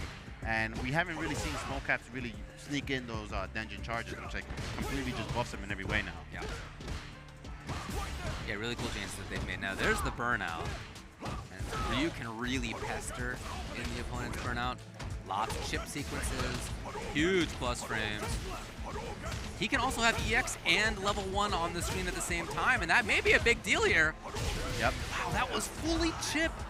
That last like 15% health was all fireball chip. Yeah, and Leshar, he was trying to be patient about it, but he didn't want to overextend, and he just waited a little too much there. And you know, sometimes you gotta hold that. You know, think about how to not to get burned out next time. Just built it. Just spent it. Leshar coming up on about half life to start things off this round. Yeah, got a nice life lead right now. Got about a 40% lead. Wow. Good. Yeah, and I guess if it hadn't been the heavy one, he would have been able to get the drive rush forward afterward to get the whip punish. So really smart, well-practiced stuff by Leshar. And he finds the mix-up in the end, and then it's match point. Yeah, not very optimal right there. And you could tell he's been playing a lot against Ryu because specifically you can kind of see the startup of the heavy donkey kick.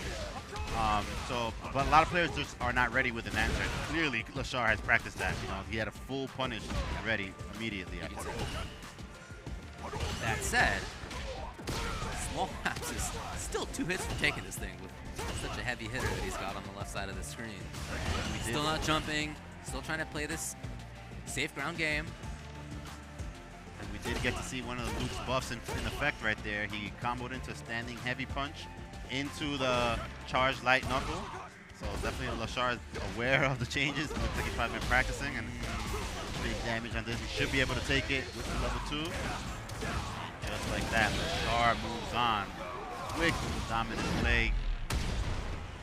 So it will be Leshar versus Ajax Fidelity to qualify into the top 24. The other side of this pool, Mothman took down Skeezer, so it will be Mothman versus either Zaidi or Elchakotay, again, to try to make it into top 24. And on the other pool, looks like we're going to be bringing up Campaine versus Noahtheprodigy. Yeah, I'm excited to see that one, but I'm extra excited to see Chakotay play because he's a fellow Lily player just like me. Yeah. And I would say he's probably like in the top 3 of Lily players in the world. You know, him, Hibiki the Beast, and maybe like Problem X or something. But yeah, definitely someone that's really innovating with the character, never gave up on her all throughout Season 1. And now he got some new toys to play with. Lily's a character that I wouldn't say she came out as like one of the winners of the Season 2 balance patch, but she did get a nice mix of a lot of small changes. And so it's like we need more time to tell how those small changes working together are gonna like work for her, because you know I feel like she was already pretty good compared to like Deep in the sense that like she had the mobility at least. So I feel like they were kind of playing it safe, where they didn't want to give her too much and let her keep the mobility. I think you're right. So like Zangief, they give him a lot more because he's still at the end of the day he has all these tools, but he's still a slow character. So he has to like work to get in, whereas she could just kind of blow through, you know, with wind, conquer fire, and like you might be in a bad spot. I agree with you that they were a little cautious with her. Yeah. I mean, the win system, all the characters who had the level up stuff before, I felt were on the weaker end of the cast, right? Because they were probably just cautious at launch. Right.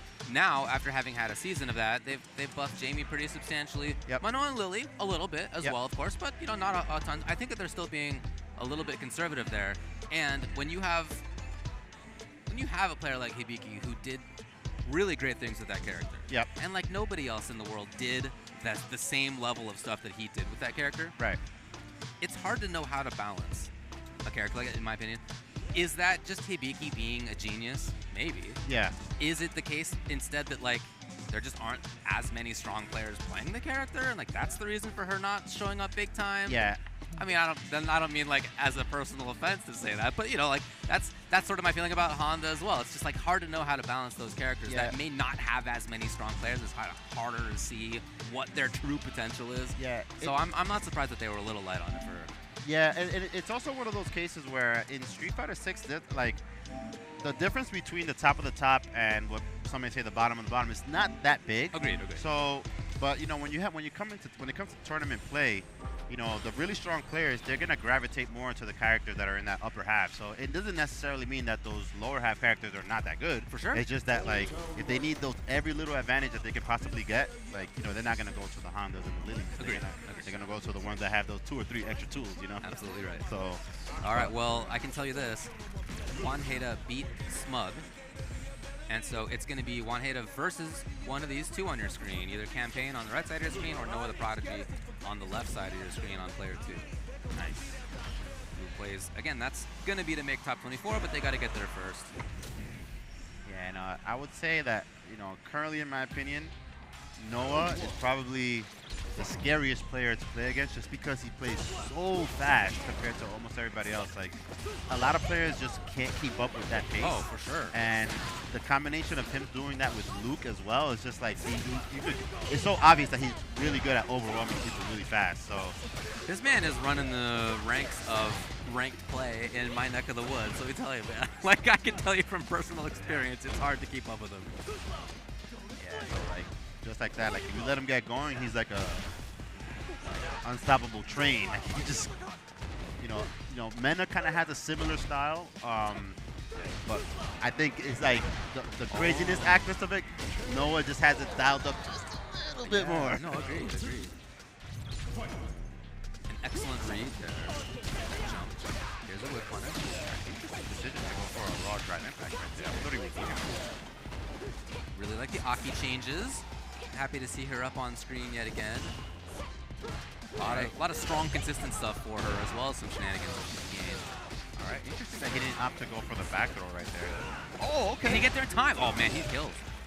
Yeah, he looks so ready for that. It's probably a situation that he's been in many times before. Oh, okay.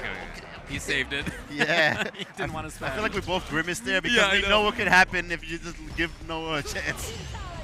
He's been really on point with his parry. Let's go. Yeah. All right, Noah didn't bite on the shimmy attempt right there. Big damage on that jump in right there. I feel like Noah is like a player that he probably doesn't know any of the nerfs. He's just playing the same game that he's always playing. And, you know, it's working out in his favor because, you know, it doesn't affect his confidence in any way. Oh, he just jumps. Oh, my God. He was just super right for like 20 seconds in a row.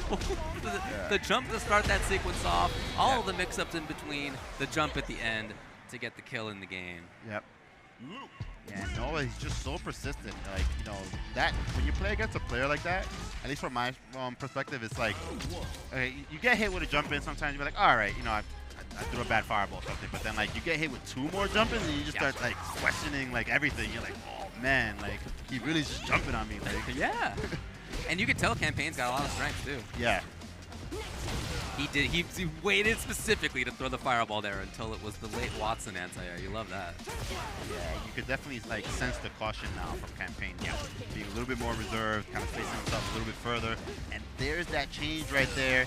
Aki with the dive is fully invincible to projectiles now. So if she goes into the coward crouch, all she has to see is see the fireball, press the button, and immediately she's there. No, we're not looking for the follow-up. Yeah, that's a real matchup helper. That tool. We got a lot of stuff again, as we mentioned before. Better damage, better normal options, better movement options. Yeah, and I love that the way Campaine uses her jump cross-up fierce, because she's one of the few characters that she can still connect the cross-up from very close. So like, she can like basically respond to like a tick throw attempt with that button and still land the full combo. So definitely something that, like, if you don't know the Aki matchup specifically, she can sneak that in on you. All right, so Noah managed to fight out of there, but he is in trouble. He blocked. I mean, this is one of the queens of burnout pressure. He's already in huge. Okay, burnout is gone. It's been gnarly for him. Good awareness there from Noah. He recognized right away when he was going to get his drive back, and busted out with the DP and found the opening into a super and all the bar, and just like that, put himself back on the board. Set point for Noah. He has to move forward. Oh, yeah. Oh, really? A little bit too antsy there. Not sure what he was looking for, but could have been an input mistake. Pretty light on the follow-up. And Noah now holding onto a spot on screen. Good awareness there from Noah. Stopped backing up, and all he was going to do was give her free real estate. Just walked up and blocked it. Lovely challenge. Aha! Wow. Comes off as big time. Yep, and Noah still is burnt out. And it's funny that you mentioned that, you know, she's the queen of like burnout pressure, but I would say Noah's also the king of not being afraid of being in burnout. 100%. He burns himself out on his terms. It's not that usually that they burn him out. Yeah, you're right. There has not been a DI the whole time, and Noah was patient. Yeah, he found the jump, switched the position right there, and put himself, look, just as I said that, burned himself out again within 5 seconds of being out of burnout. What a jump! And Campaign's too late, and then overextends, and Noah's gonna take the round, and Campaine knows that he dropped it there. He had the big clap and the head shake right afterward of somebody who knew that they had it slip through their grasp. Yeah, man, I felt like he should have went for something a little bit of a safer confirm. He went for the option that he thought was going to work. He was a little bit late on the standing heavy kick. Yeah. And went committed to the dive, and it's very negative. It was blocked, and just didn't work out for him. So man, that is a tough way to go down. But a lot of strength, obviously, there. Yeah. And looking forward to seeing more from that. Now, I should amend what I was saying earlier. I've said that that wasn't yet to make top 24, but actually looking at the bracket, I think it was, because now it's going to be Noahtheprodigy versus Wanheda. Winner makes top 24 winners, but loser also makes top 24 losers. Yes. So it's like we're like kind of there now. Yeah. Anyway, Combo Breaker does brackets a little bit differently than many other tournaments do. We have now in this same pool PCH Earl, who we saw earlier on stream and had a really big win, and Macssama is his opponent. Winner of this will play against JAK. And is Earl, is he playing Ken? Because I feel like he has the Ken jacket, right? That's He the sure Ken, does, dude. That's the Ken alternate 3 outfit, right? Yeah, and he beat Zaf in last round to get here. 2-1, it was as close as it gets. It might have been my favorite match that I've seen so far on stream. Wow. Super close. But he was really well aware of all the options that JAK has. And he did a great job at adapting. So did Zaf again. I mean, both sides, really, really close, good match. Yeah. But Earl's the one who made it through. Yeah, good stuff to Earl. Definitely want to see how he's going to approach this Marisa matchup. Marisa did get some damage buffs, actually, which is, you know, so they sat around a round table and they said, hey guys, what does Marisa need? And somebody said, damage. What if she could hit hard? But one of the things that they did great, in my opinion, in this patch is they, as I mentioned with the review, really brought out the characters' personalities. Yeah. And her personality is big hitter. She is big puncher. And they went even harder on that than before. Yeah, and to be fair, they did nerf some aspects of her as well. She has less OP on her level 3, which was like a really big thing that we saw last season, where she might have landed something into level 3. If you were burnt out, she had a guaranteed drive rush into Cross Strong, and it was pretty much good games after that. Yeah. So they adjusted that distance after the level 3, and also after she command throws you in the corner. It's a big one. So not quite as snowbally, but even more damaging in other situations. Yeah, they basically like buffed her conversion from footsies, which is like, she was already strong in that department too, so. In the meantime, here's Earl doing great work. Yeah, good defense there from Earl. He was able to like not really end up in a bad spot. Nice parry right there. Alright, both players kind of filling each other out, not overplaying too much. Nice anti-air uppercut right there. Macssama didn't get hit by the overhead. It's just like that. Pressure again for Earl. He's got the corner. He keeps it pretty light. Backs off to a comfortable range. He can whiff punish there. He can anti-air there. Yeah, and I like the way Earl, like, even though he had the corner, he prefers playing at a certain space where he's like maybe able to react and punish, you know, what Marisa's doing. Could have been the end of the game. Oh, yeah, this is dangerous territory. It's funny that you say that when you have above 65% and you still might die versus Marisa. Just like you say that. What do we have to do? Okay. Alright, does have the corner pressure. Okay, nice pressure there from Earl. Kept it tight. Oh, just barely didn't get that jump in right there. Nice use of the parry right there. Didn't lose the drive, but burned himself out on his own terms. Oh, just out of range for the follow-up on the Jinrai, and that might chip. Oh, wow. Just barely misread how much chip that was going to do. Very close. You know, I'm not mad at him. I like the attempt. It was very close. You know, it's like sometimes you gotta go for it, but you gotta maybe study a little harder. Just recognize it a little better. You know what some players do? They use like certain cues, like maybe like a certain position on the life bar, some little notch that other people might not be aware of. Yeah. And you really have to do that in those situations because, you know, as we saw right there, it could have been less than 1% of difference. Yeah, I think it was. Yeah. Earl. Got Earl already pressuring in the corner on the elephants. Yeah, here. Earl capitalizing on the mental damage that might have done to Macssama. Got a ton of parries on Macssama's side. That is a little riskier than before. Keep it up. Oh, that's going to be a match point. Nice conversion right there. The overhead did hit on counter hit. Earl recognized that and confirmed with the crouching light punch into spending drive rushes. Got the job done. Okay. Earl, he's so aware, dude. I love this guy. Really strong stuff. Oh, man, you got to feel for Macssama a little bit. This match has not gone how he wants. Finally, parry works. Yeah, finally got the parry. Got a back throw from there. Big damage on this right there. Open them up. Let's see if Earl's gonna bust out. Oh! Interesting use of the charged neutral jump heavy punch right there. All right, nice pressure there from Macssama. One more hit will do it. Oh, he went for a jump back air to air, but a little bit too late on it. Earl, let's see if lives to fight another day. Oh, he might kill. He might kill. He might kill. Because of that pixel on the drive gauge. Did you see that extra pixel that meant he got 2 drive rush cancels? That was the reason for the W there. That little bit of extra resource was enough. Great awareness by Earl that he could get the kill. He moves on, and he'll play against JAK, again, kind of in top 24. Yeah, and I like that, you know, Earl had a little bit of a smirk right there at the end, you know, proud of himself. You know, sometimes like you pull off a nice play and you gotta feel yourself. You gotta go into the next, you know, the rest of the tournament with that confidence. Like, yeah, I know I was ready for that. You gotta celebrate when you do something well. Yeah, definitely. What do we have coming up? Elchakotay coming up next. All right. Versus Mothman, and this is going to be in the other of the 2 simultaneous pools to make it into top 24 going on. We're just talking about one in which the final winners 4 of it are Noahtheprodigy versus Wanheda and JAK versus Earl. And on the other side, including Chakotay and Mothman. Before we get to that, in loser side, looks like Young Goki moved on, Smug in there, Burkish and Argan are playing, and Campaine is going to be on that side of things. Dafeetlee versus Kingman is happening, and Elithecurry versus Gentlemanthief happening as well. Oh, nice. So that's all loser side, so we're not going to get a chance to see it on stream.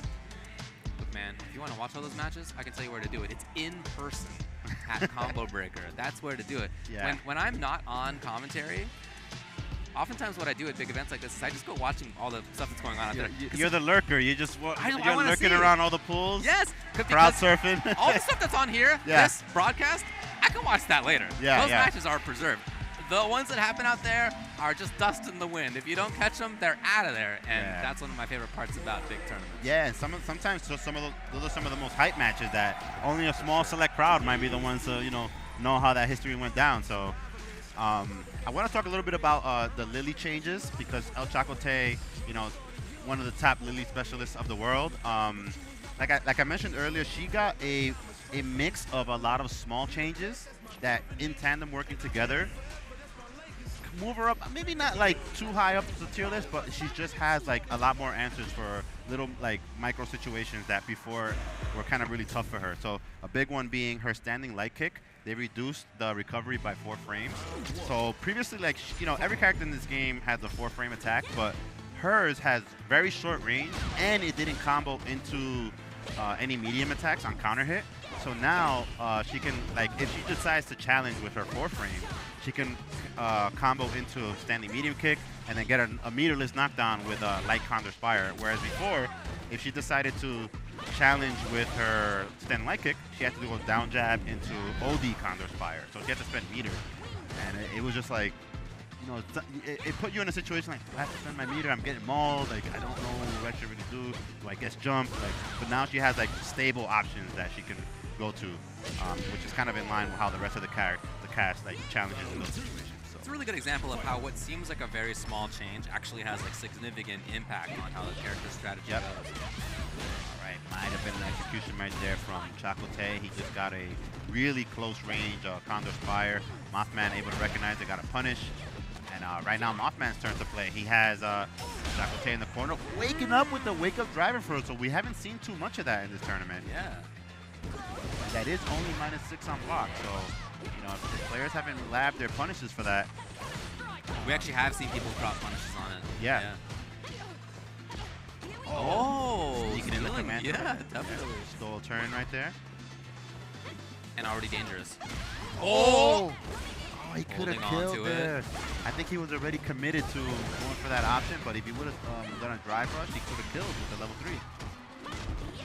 Causing burnout on the opponent. Into the reset grab. It's not enough. All right, but good chip. Yes, this is the most invincible super in the game, so nothing that Mothman could have done there, except maybe escape with the level 3, but not very likely would have just lost anyway.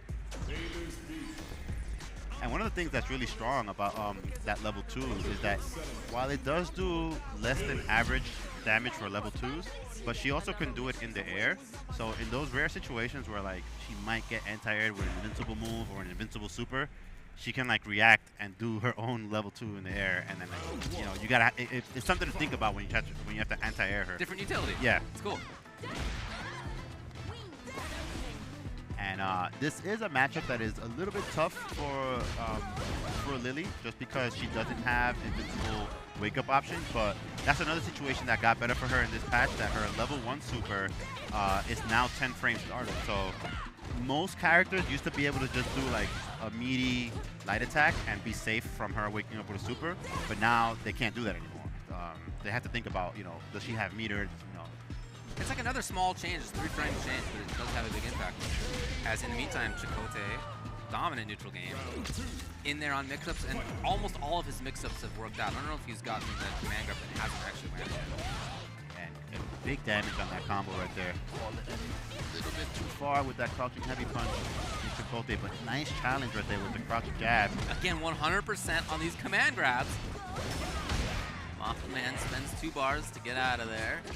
Yeah, and the one thing that is a big difference with the way that Elchakotay uses Lily compared to, let's say, Hibiki the Beast, just as I say that, he confirms into the level 3, gets the job done, really quick, really solid performance. Elchakotay happy with his play right there. Love to see it. Moves on into the top 24. In winner's side. Yeah. No less. Yeah, not surprising. He's been doing really well. He enters a lot of online tournaments, so yeah.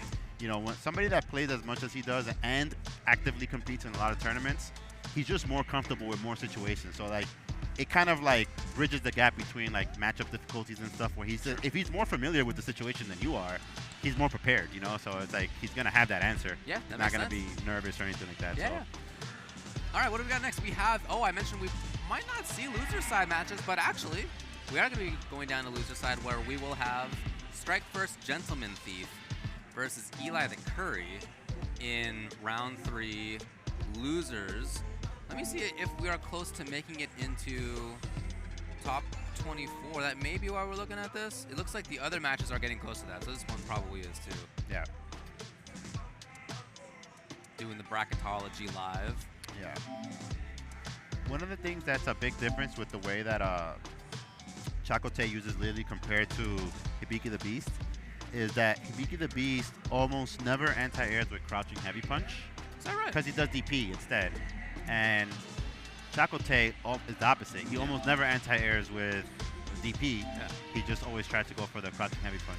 And the only difference being is that the crouching heavy punch is a great anti-air. You get a little bit more out of it, but if they empty jump and you commit it to the follow-up, they get air reset, because it only knocks down at the counter hit. So I think something like Hibiki is just more like conservative, like just wants to get the little bit of damage but guaranteed situations. That's cool.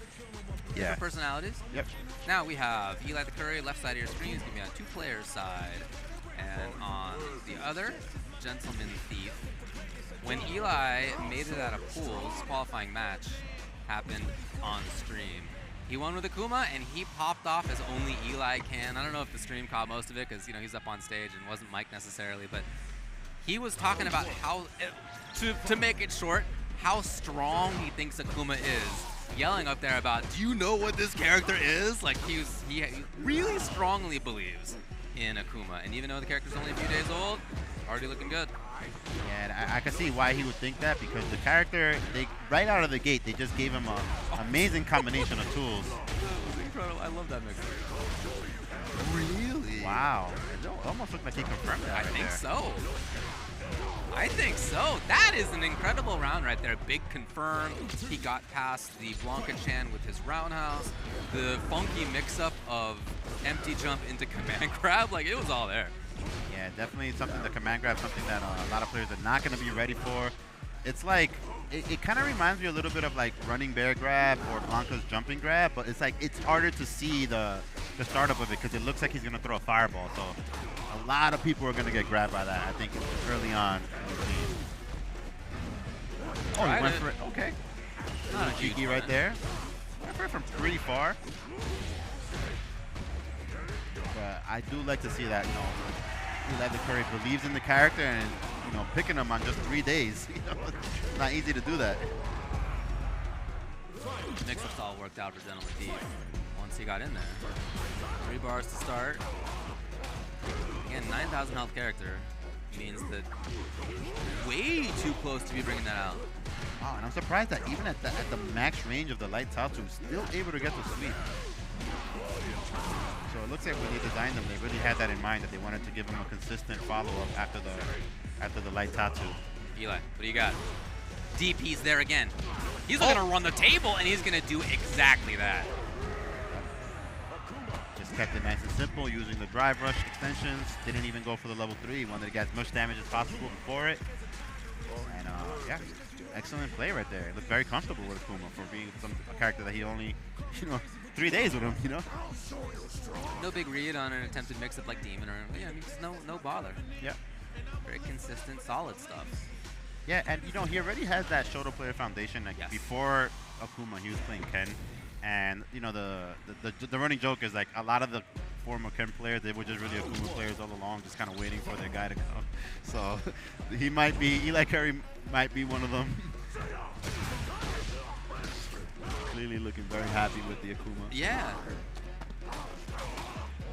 In the meantime, Gentlemanthief now finds some short-lived knockdown situation. Eli denies the rest.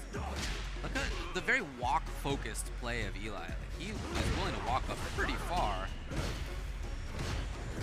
No. Yeah, that standing heavy kick is an interesting. It has an interesting design in this game, because if you block the first hit standing, you can't crouch the second hit, and it's +3. So if you see Akuma players throwing it out, it's not that it's random. It's that it's almost like it functions almost as a low. Like if they expect you to walk away, he's gonna get plus frames again for you trying to walk away from his down medium. I really like that conception. Yeah. So and it puts him close enough to pressure you. Also, that's pretty good about it. Oh, there's the other side of the command grab mix-up, anti-air by Eli.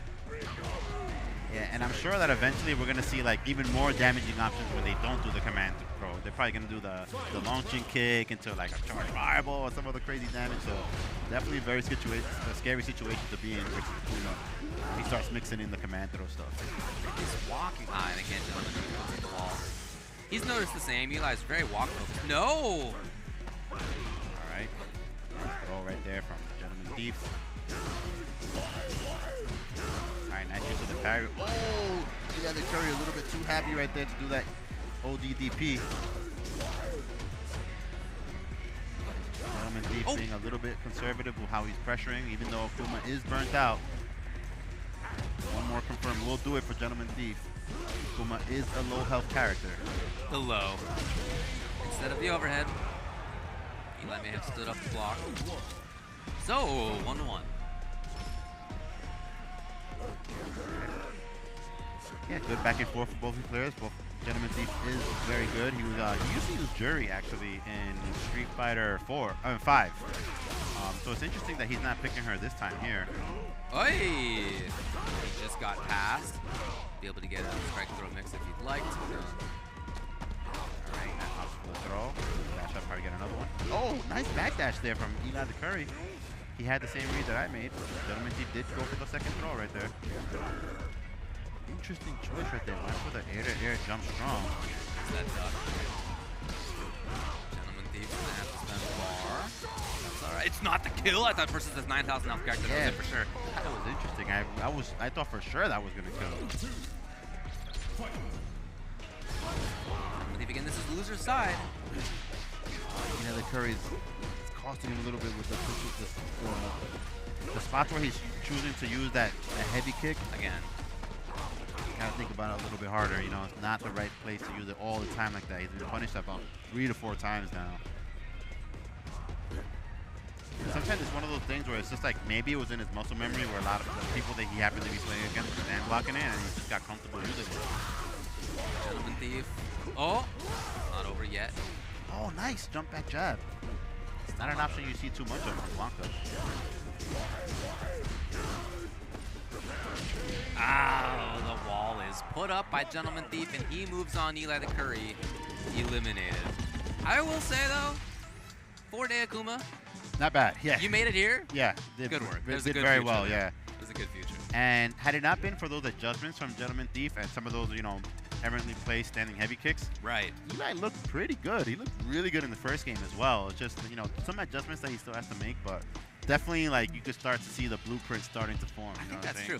And it's common. New character comes out. You have, like, your favorite buttons. That's pretty common. Like, we've all been here. Like, you're like, I like this button a lot. You don't, like, yet have in mind all of the other tools. Yeah. Like, this is my tool. And, you know, eventually, you get all the tools in your tool set. Yeah. But it typically takes more than, like, 3 or 4 days for that to happen. Yeah, definitely. Good work to Eli for making it as far as he did. Now, as a result, it's going to be Macssama versus Gentlemanthief in next round of losers.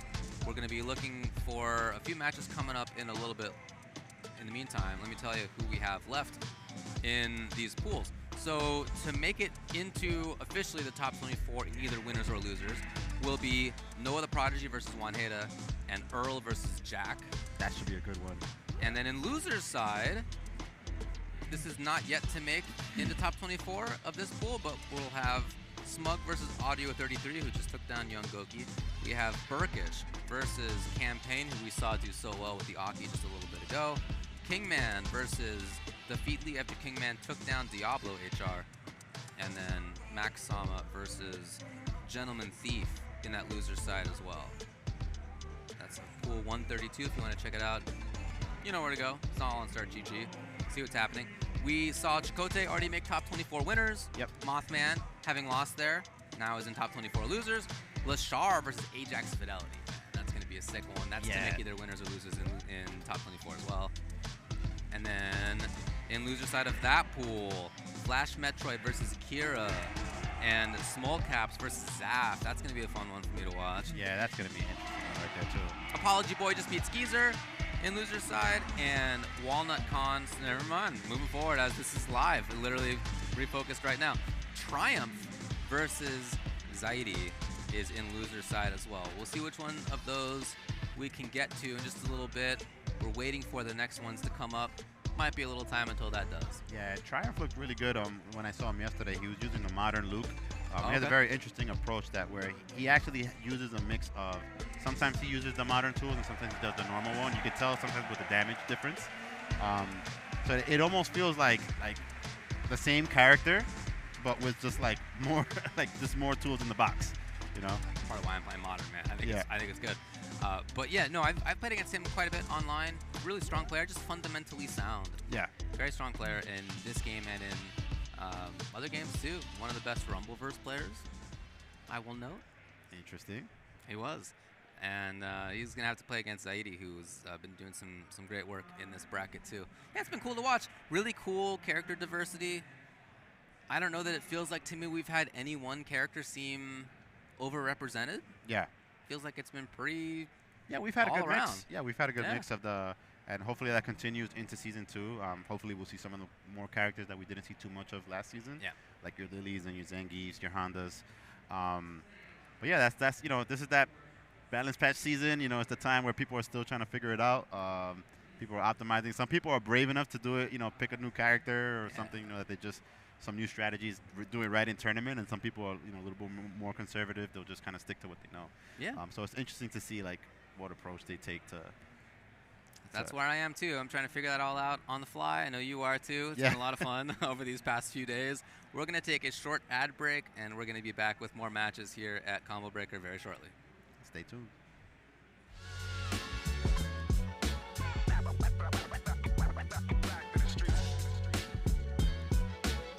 We got more Combo Breaker 2024 ready to go. But before we do, let's take a short break.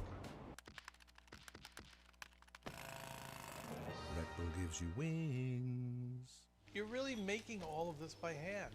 Oh yeah. The avocados are hand mashed, the chips are hand tossed, and everything is made fresh. You make it fresh every day. Yes, every day. The Chipotle way is we make it fresh every day. Sounds delicious.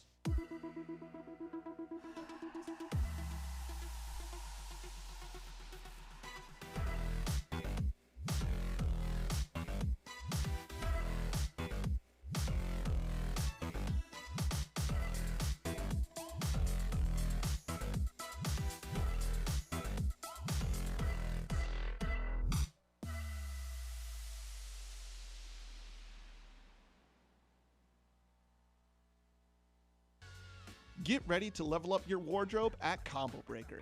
The Yeti is setting up shop with an exclusive booth featuring official Street Fighter merch and more. Don't miss out on event-only releases that'll make you the envy of every fighter in the ring. Visit theyeti.com/combobreaker to shop the collection online. Sheldon, we think you might be overreacting to our ads for No Shells Pistachios. Ditch the shells? Okay, strip. What? You ditch your shells. Okay, yeah, that's No, fine. guys, I take it back. You want the show? No, You got no the shell. show.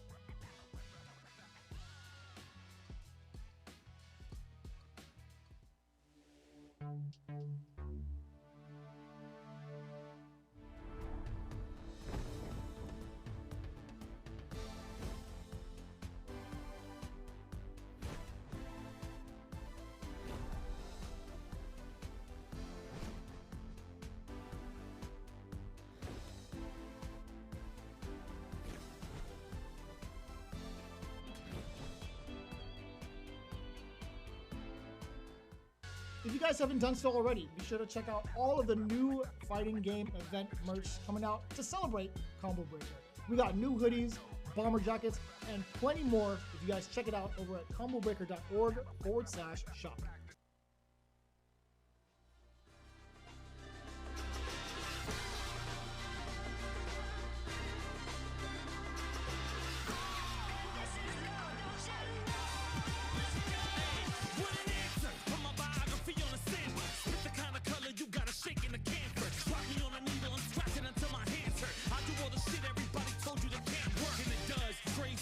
My buzz. You think the city offline in the corner of rough. I was gasped before I saw the dollar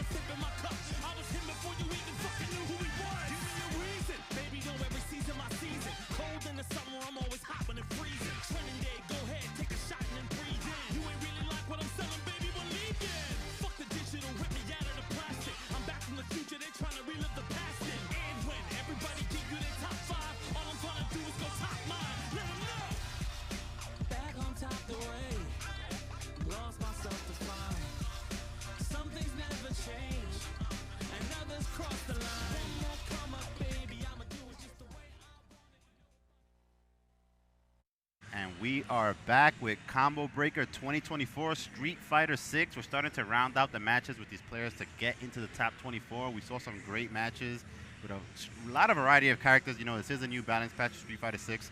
A lot of people are like, you know, trying to figure out the changes. Some people are sticking to the tried and true. Yeah. A lot of it still works just fine. Maybe a little less damage here and there, but you know, these players are, you know, they're here to show out, show their stuff. So definitely some good matches still left in the tournament. Oh yeah. Oh yeah. A lot of good players still left here, and we're starting to, you know, wind down. You know, like, as you said, the cream is rising to the top. That's what I like to say. And up next we got FlashMetroid going up against Kira. We saw earlier FlashMetroid had a little bit of a controller issue that might have affected his previous match, and hopefully he had time to sort that out. I hope so too. Going into this match with a little more feeling better about it, hopefully. So Kira started this round of pools in loser side, but has since then beaten Blue Bit and LM3, PX LM3. TK here hasn't lost a game in doing so. All right, so yeah, this might be the beginning of, you know, not the beginning, but you know, part of the losers run that Kira might be on right here. So good stuff to him.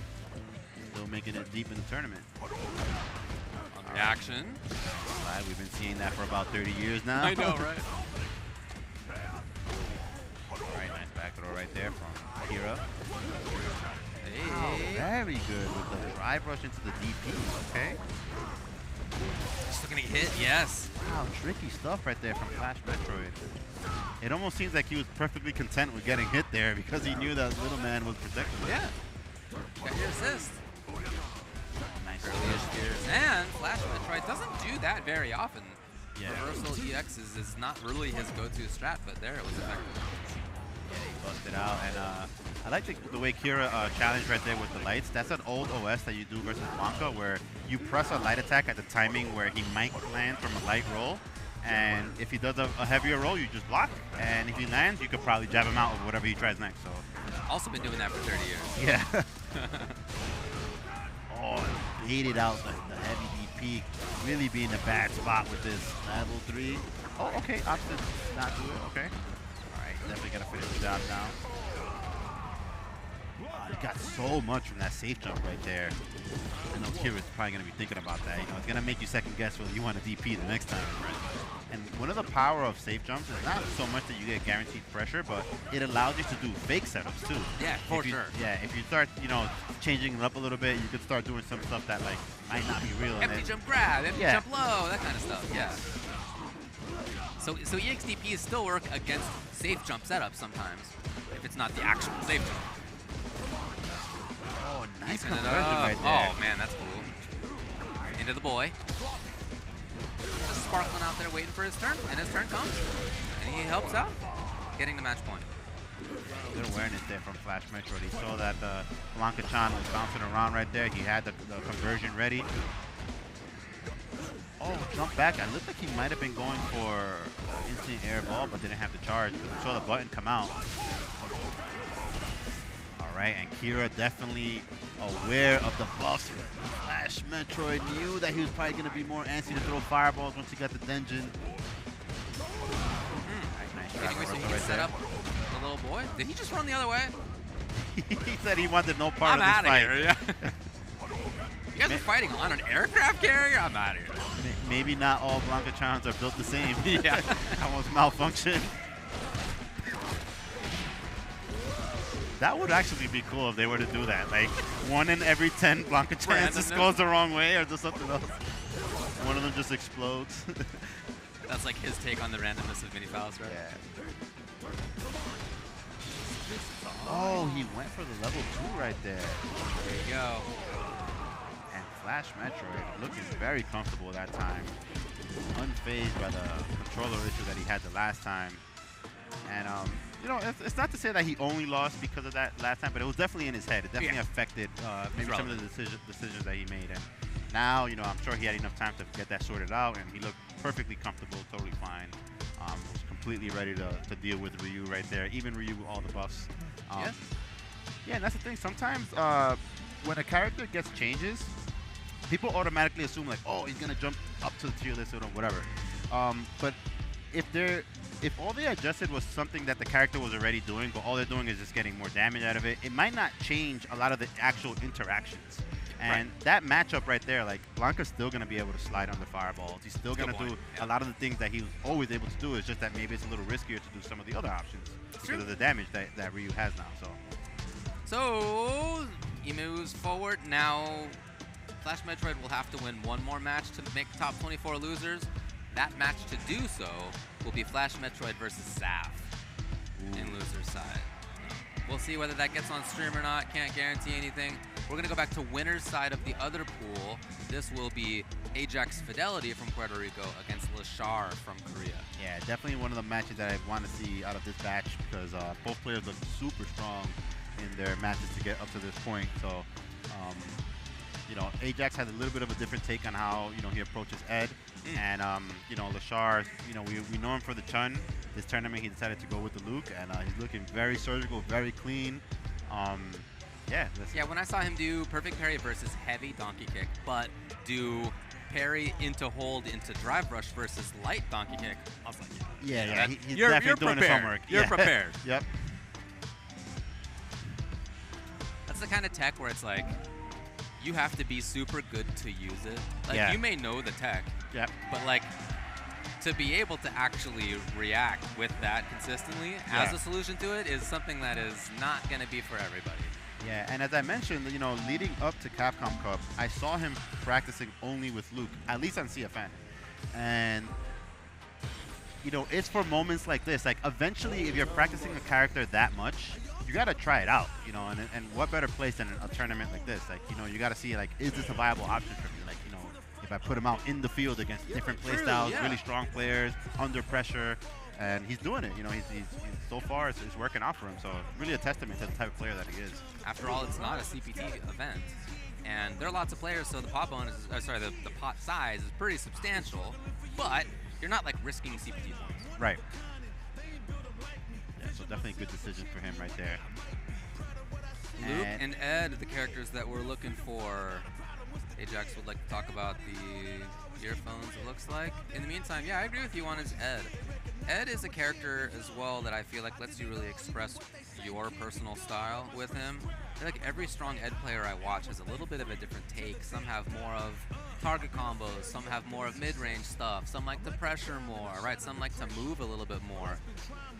And every character, you know, it changes a little bit based on the player, but some bring that across stronger, and I feel like Ed is one of those. It's been cool to watch. Yeah, definitely.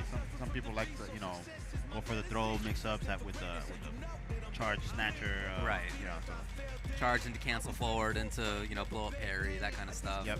That's in there as well, and we have seen him do that. Different takes on how to use, like, the little flurry he has and the level 2 super, and it's just got a lot of, like, different decision-making points. Yep.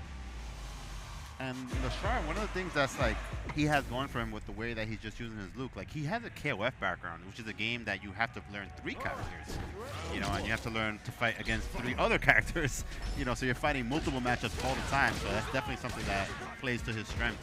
Come to a game where you maybe only have to pick 1 or 2 characters. Oh, get him. Got a little bit out of it. Ajax gets into pressure. Right. Oh, nice whip punish right there. Leshar is really on point with that, but just as I say that, he missed the combo. Nice parry right there from Fidelity.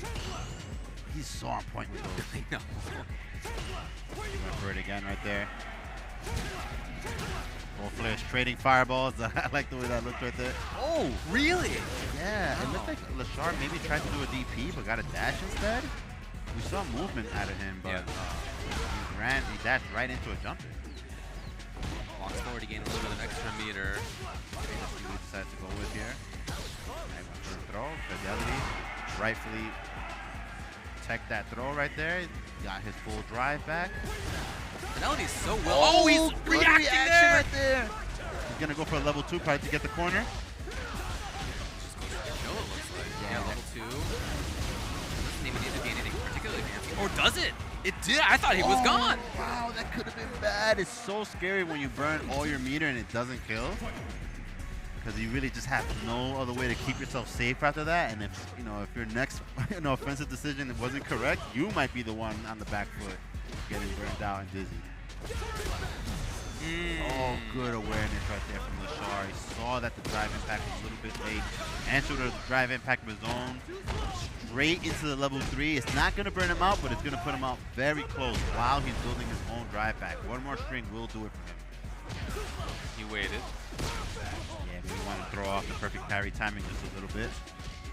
Ajax really trying to move. Alright, and just looking like Leshar's round right here. Wow, with a long perfect right there, 28 seconds. Sometimes I forget that this game, you know, until you're in burnout, there's no chip, so that's why it's a little bit more common to see some of the long perfects. Perfect. Yeah. But, you know, within the parameters of the game, impressive nonetheless. Oh, yeah, Oh, went for an empty jump right there, okay. Forcing his way into the corner. Amid the apples, now fighting. Good defense right there. Didn't fight, didn't get back thrown, made the right read. Wow, no throw right there. You have a lot of time to actually throw it, so I think mentally he was just committing to something else, and that'll happen sometimes. Routing for burnout on this. I think this will get it. Yes. All right, should be able to chip him out here. Oh man, it may all change. Oh, nothing there. That was a huge opportunity for Fidelity. Yep. Oh, he went straight for the back throw right there. Fidelity just decided to respect and got back to him for it. A real funky mix defensively for Ajax Fidelity so far in the set of being really patient and maybe too patient, or like wake up target combo. Like it's all over the place. I've never been able to get a read on him defensively in this game and in the last game, and when he was playing Juri in this game. Yeah. Really difficult to see what's coming next. Oh, interesting choice right there. He almost got a full conversion from that too. All right, I like what Leshar tried right there. He went for a raw drive rush punish on the whip projectile. All right, but Ajax Fidelity started to represent that EXTP on wake up right there. Wow, I've never seen anybody do it. That was okay. Cool. He was so close to the ground. And that's still one of the best level 1 supers in the game. Really fast, clears the distance almost instantly.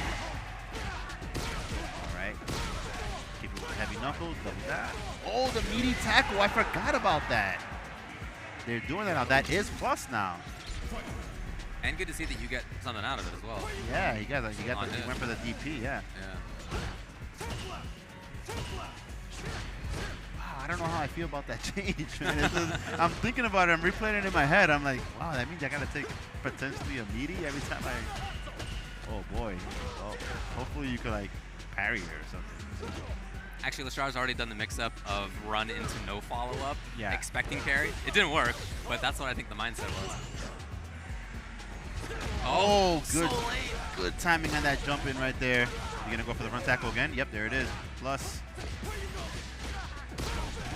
Yeah, Fidelity's probably not used to it. You know, see, he's like not really choosing anything on wake up. It's something that it's a new tool. You know, Leshar, he laughed it out. Yeah, man. And I like this level 3 just because he wants to like slow down the momentum that Leshar had right there. They're about to be close to even on life. All right. Yeah, Fidelity's still alive in this thing. A little bit more active than he had been before. Long stretches where he's been really patient. All right, he should be able to take this right there. Yeah, kept it nice and simple. And Fidelity has been really checking the drive rushes extremely well and getting a big confirm from it too. Expensive win, but it works. Yep. We've been seeing that for a full year now, and it's still good. True. Should be a little bit less damage out of it than before. Wow. Oh, yeah. No. I think he wanted to cancel on it and was a little bit late. The burnout route. Oh, no. Hold on. Just barely didn't burn him out. He took the hit. Oh, nice backdash right there from Leshar. Able to find the low medium kick. Didn't convert properly from it. Suddenly, Ajax Fidelity has this big chance. Yeah, he has a good position right there. Good distance to jump from Leshar. He jumped at a range where if he wouldn't have pressed the button, the DP from Ed would have whiffed. Oh. Backdash keeps Leshar in it. He's going to go all the way through. He will hope to win on this level. One he didn't do. Yeah, no, the level 1 wouldn't have killed, so I think he wanted to go for the Oki. It would have barely just not killed. All right. Here it comes. Oh! I like that Fidelity waited right there. I'm not sure if he knew that that's what was gonna happen. I think he just didn't want to, commit to this DP because it can whiff his empty jump. But oh man, good that he was still able to pick that up. And once again, that parry that we saw him doing a lot in the first game. He looks so different. He's so much more active than before. Yeah. He had done almost none of the cancels forward, and now in this round alone, like 4 or 5 of them. Yeah, that move did get a damage buff right now. Somebody, decided that it needed buffs. I mean, Luke. Oh, the DDT. Yeah. It's pretty chunky. There it is again. That does a lot of damage right there. Looks like a totally different match.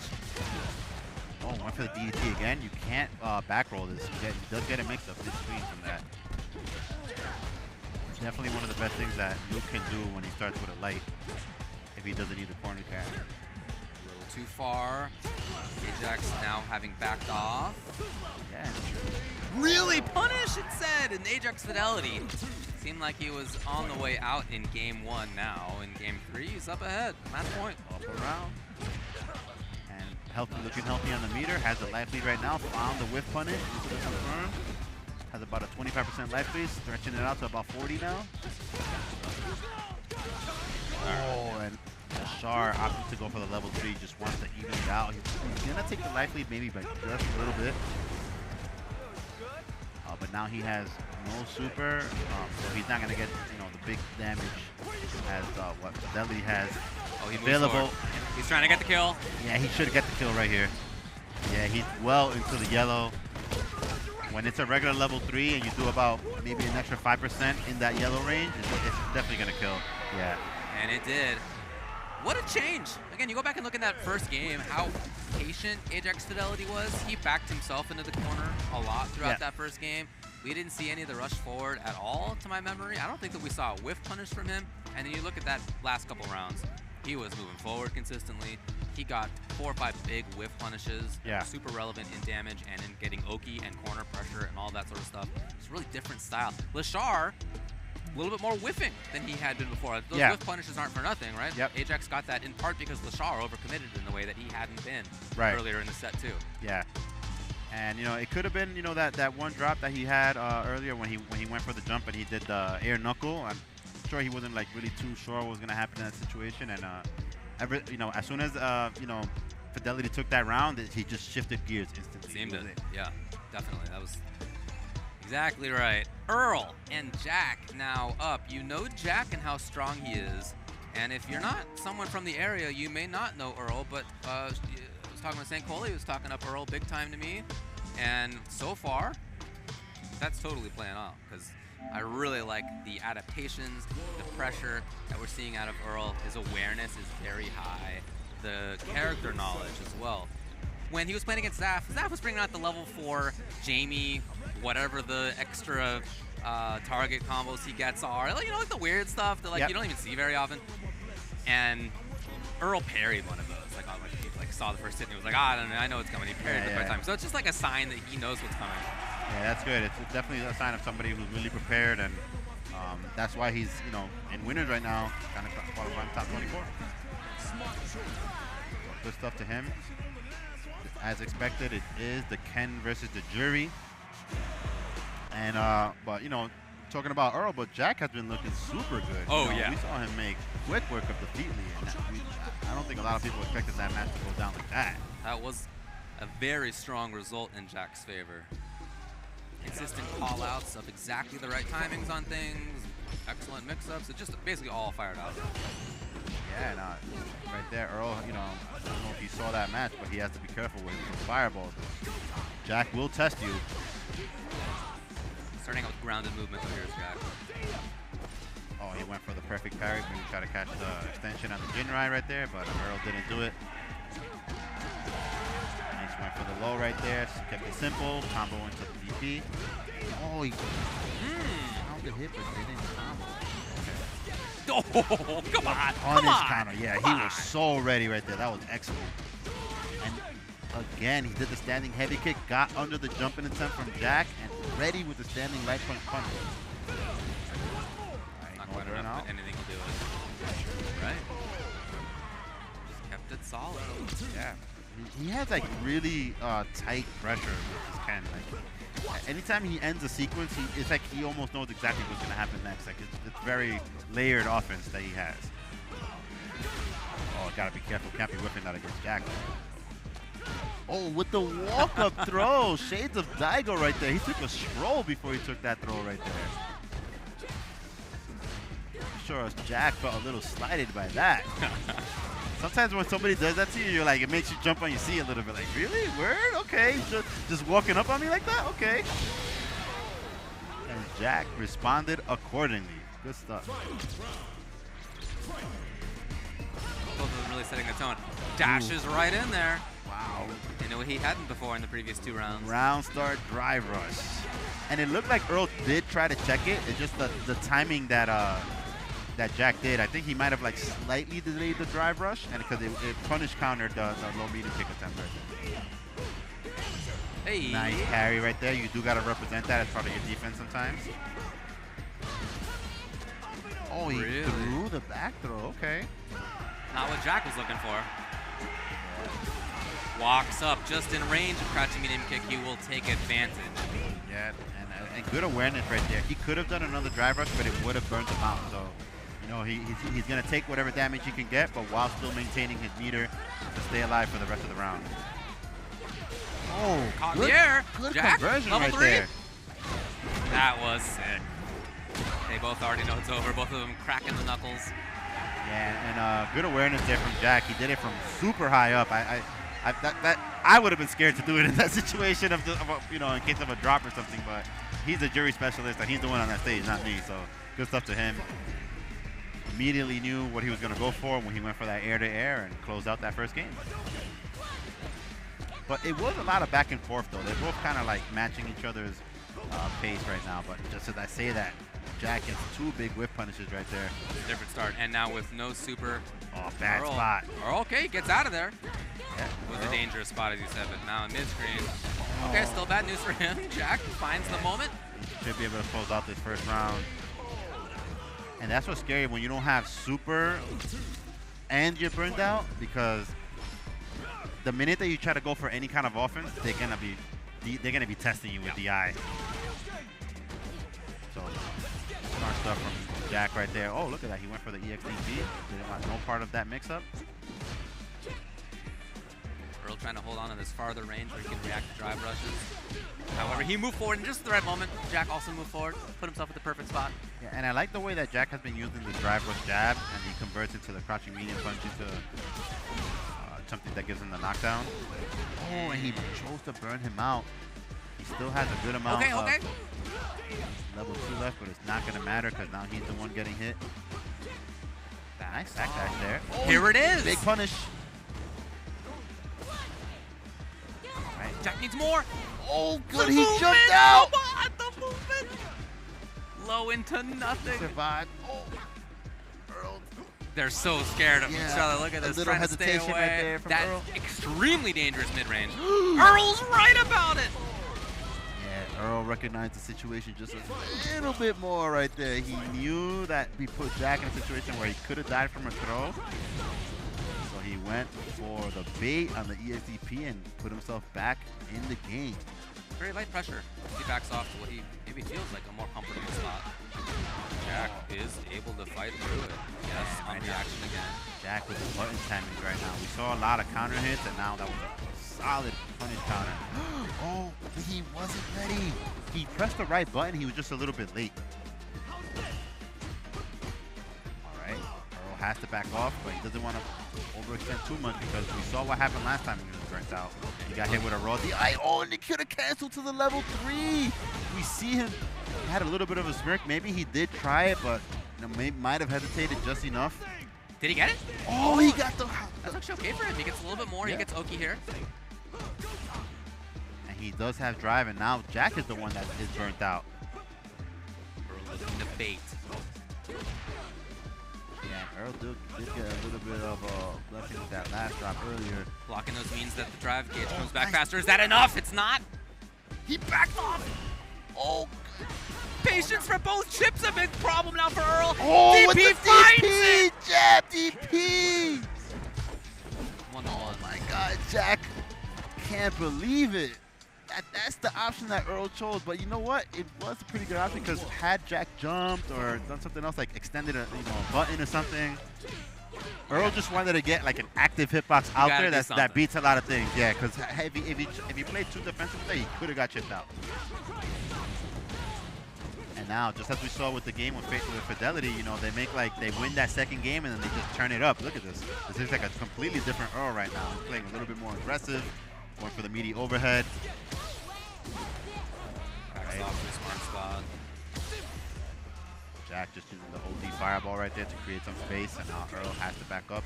Doesn't want to let Juri get in a position where she can dash in behind it. JAK is walking up into that range with drive rush as an option. There it is. Oh, he's trying to keep his eye on the corner and trying to keep the space. Good Perfect jump times. He honestly, throughout this set, he's jumped out of the corner really well. Oh, the classic. He got hit with the drive rush overhead. He blocked it and back through it a couple of times in the set, but right there he didn't. Right, and JAK being patient, just kind of stalking him. We saw how he was the one cornered and then completely turned around in the last round. JAK out of there. Not for long. He's stuck right back. Oh, not sure waiting for that parry right there, but and again. Challenge on wake up. Oh, like JAK adaptation. It may not be enough. I don't think this is it. Yeah, I think Earl will live to see another day, at least for this next mix. Well, let's see what's he gonna bust out with. Oh, just barely. Cannot. He extended smart stuff. Shout outs to JAK for getting the W and getting into winner side top 24. But in addition, shout outs to Earl. Yeah, Earl did his thing. Really good. Absolutely, yeah. He took JAK to the limit. This is a player in JAK who has designs on winning the whole thing. Yes. And that was, as you say, extremely close. Yeah, I know. Shout outs to Earl. He's still got a loser's bracket run ahead of him, but I really liked what I saw there. Yeah, I like the showmanship from JAK right there. He has to sell it. If he won last year and he's still winning, he still is in the winner's right. Even though it was close, he has to sell that. He was the champ. He's the reigning champ right now for Combo Breaker. True. And, you got to let people, if you let other people believe that, then only then can you believe that, I hear that. Two guys who have a lot of confidence are coming up next as well. It's going to be FlashMetroid versus Zaf. Again, this is in loser's side. This is to make top 24 in loser's side. Yeah. Walking up there, both of them. Flash with that Blanka, been playing very effectively. Yeah. Again, that style where it's not so shenanigans heavy, although he brings that out from time to time, versus Zaf. Maybe comes up later because it looks like actually Flash is playing Guilty Gear simultaneously. Yeah. As you know, he's been playing that game forever and being one of the best at it for a very long time. And he's doing that now. So we're actually going to be playing a different one right now. It looks like instead Noahtheprodigy is coming up and he's going to be playing against Wanheda. Oh, wow. So does that mean that Wanheda beat Smug? It does. Yep. Wow. Okay. Yep. So this is to make top 24 winners or losers. Okay. Yeah, that was 2-0. Wanheda over Smug. Wow, okay. Good work. Yeah. It's a new patch, A lot of players who show up here who don't get to go to everything as well. Yeah, and it's cool to see Smug competing again. Of course. We know for a couple of maybe years now, right? He was kind of just doing the content thing, focusing on that, and he still was doing great at that. But it's like there is a sleeping beast inside of him that kind of might be just like got that itch again to get back out there, start competing again. So love to see him come back, and what better place to do it than a Combo Breaker. So. And he's, if I'm not wrong, he's not out of it yet. Actually, he lost in loser's side. Burkish beat Smug to make top 24 loser. 2-1. Okay, wow. And that's why you got to be here, guys. That's why you got to be here. Matches like that you just can't, you can't get all the matches on the stream. It says it was 2-1. It was probably crazy. It probably was. We'll never know. Burkish is a really fast-paced player, so. Oh man, I wish I could have seen that.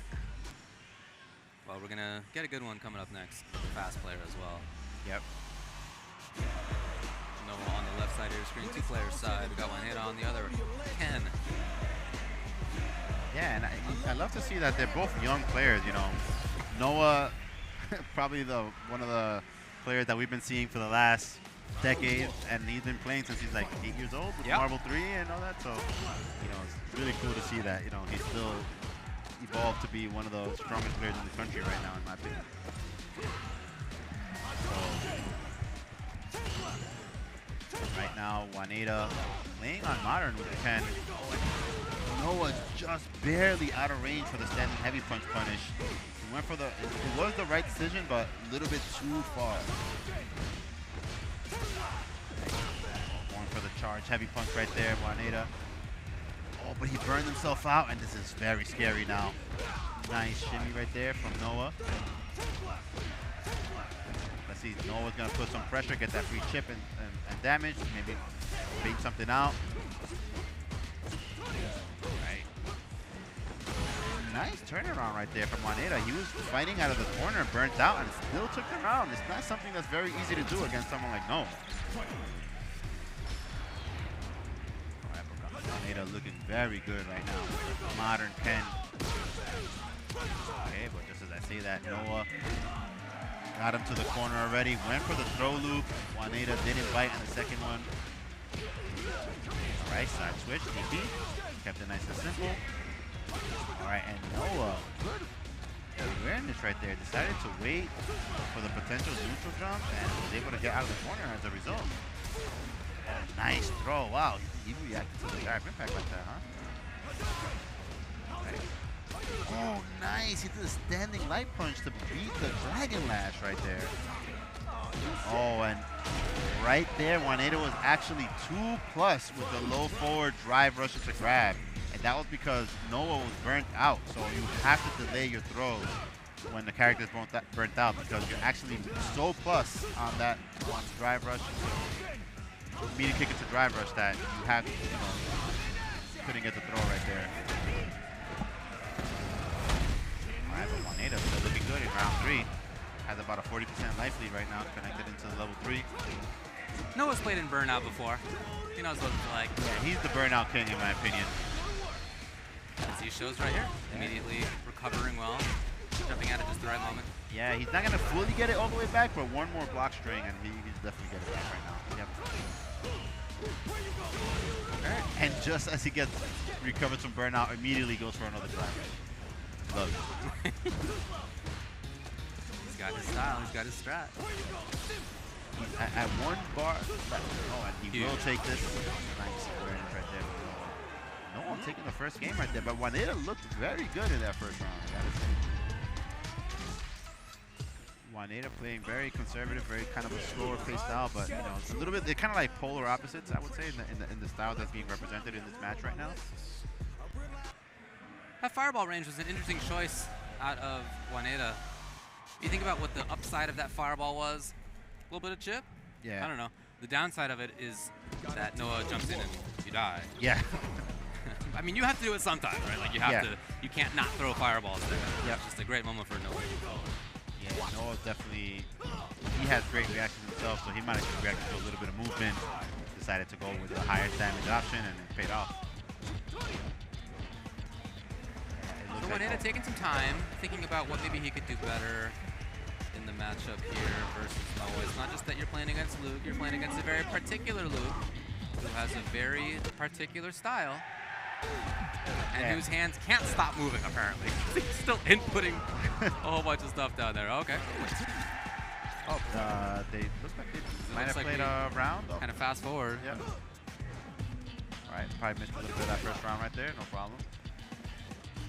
So Noah on set point. I like that Wanheda backed off right there. He wanted to be in position to get that anti-air, but we've seen that a couple of times in this set right there where Wanheda goes for the kind of greedy neutral jump punish and Noah waits, goes for the anti-air DP, gets the side switch or gets out of the corner at least.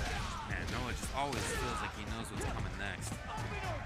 Not there. Noah held the air knuckle a little bit too long right there. If he would have timed it just a little different, he could have comboed into level 3, but could have there as well. Didn't get it. Oh, nice. DP, right you there. just gotta press that button. Oh, then he would have definitely canceled into level 3 that time. Oh, man. Wanheda's reaction there is the reaction of somebody who's not at all satisfied with how that match went. Yeah. We'll see him in the future, I'm sure, because there was a lot of strength on that side, even if we didn't get to see all of it. Yeah, and Modern Ken is not one that we see too much of. Yeah. So very cool to see like somebody have I think a it's really different good, take on a character like that. Yeah. Yeah, you're right. It's not something that you run into very often. There are some strong players in NA and in South America too who play with that, with Modern Ken. It's nice to have the extra reactions, right? Yeah. I mean, it's nice to have most of your tools are intact for him, which is great. And I mean, you know me, I play Modern. I'm a believer in Modern. I think it's really good. Yeah, and it's interesting that I even saw Kusanagi, who had a really good performance in Capcom Cup. After Capcom Cup, he was dabbling with Modern Ken. So definitely something there that I think players are exploring. I agree. Yeah. It's cool All to right, see it now, represented. this match that we had been talking up before is coming up. It's going to be FlashMetroid, fresh off playing Guilty Gear. I don't know how it went, but fresh off of that versus Zaf. Yeah, it's hard to tell with Flash because he kind of laughs and smirks whether he wins or loses. True. So no idea what could have happened in Guilty Gear. He could have completely smoked someone or got smoked. So, you know. And these guys have been playing each other for probably the third Street Fighter game now.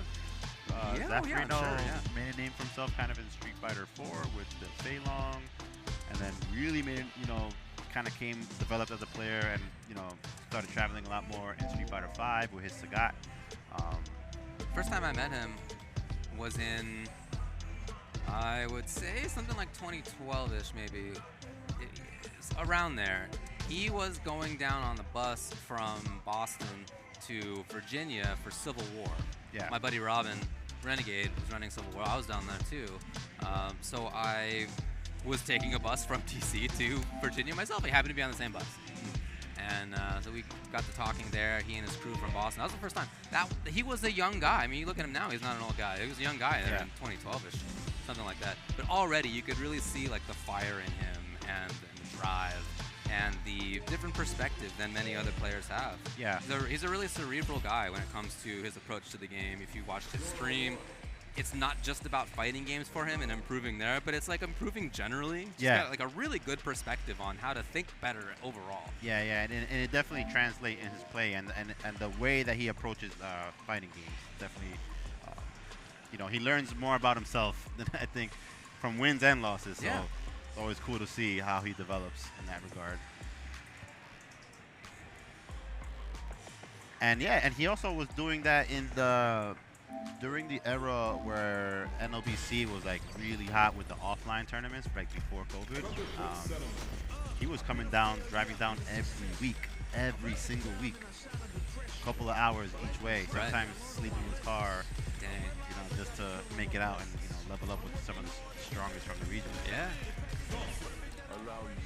Dedicated guy. Will he go back to Dhalsim? Interesting. He told me that he's probably not gonna, but maybe it's the particular matchup, whether character or player that he likes here. Now, Dhalsim's gotten some buffs, fewer than many other characters. It's pretty short list, like medium kicks, less whiff punishable. EX Comet in the air now lasts until the ground. Yep. Maybe there's one other thing. EX Blast doesn't cause extra damage scaling. But it's short list, not a lot. Yep. All right, just barely missed the... Also, knockdown on drive reversal now on first hit. It used to be before that it was only on the second hit and that caused him problems sometimes. Yeah, so, also the mummy also knocks down now, which is what he didn't have before. I'm not sure what he gets from that, but maybe lets him set up shop. I think it is in part that. It's also the case that sometimes before you would still get punished even if you hit with mummy. It's like a kind of an awkward move, like a weird air reset, but not anymore. Anyway, in the meantime.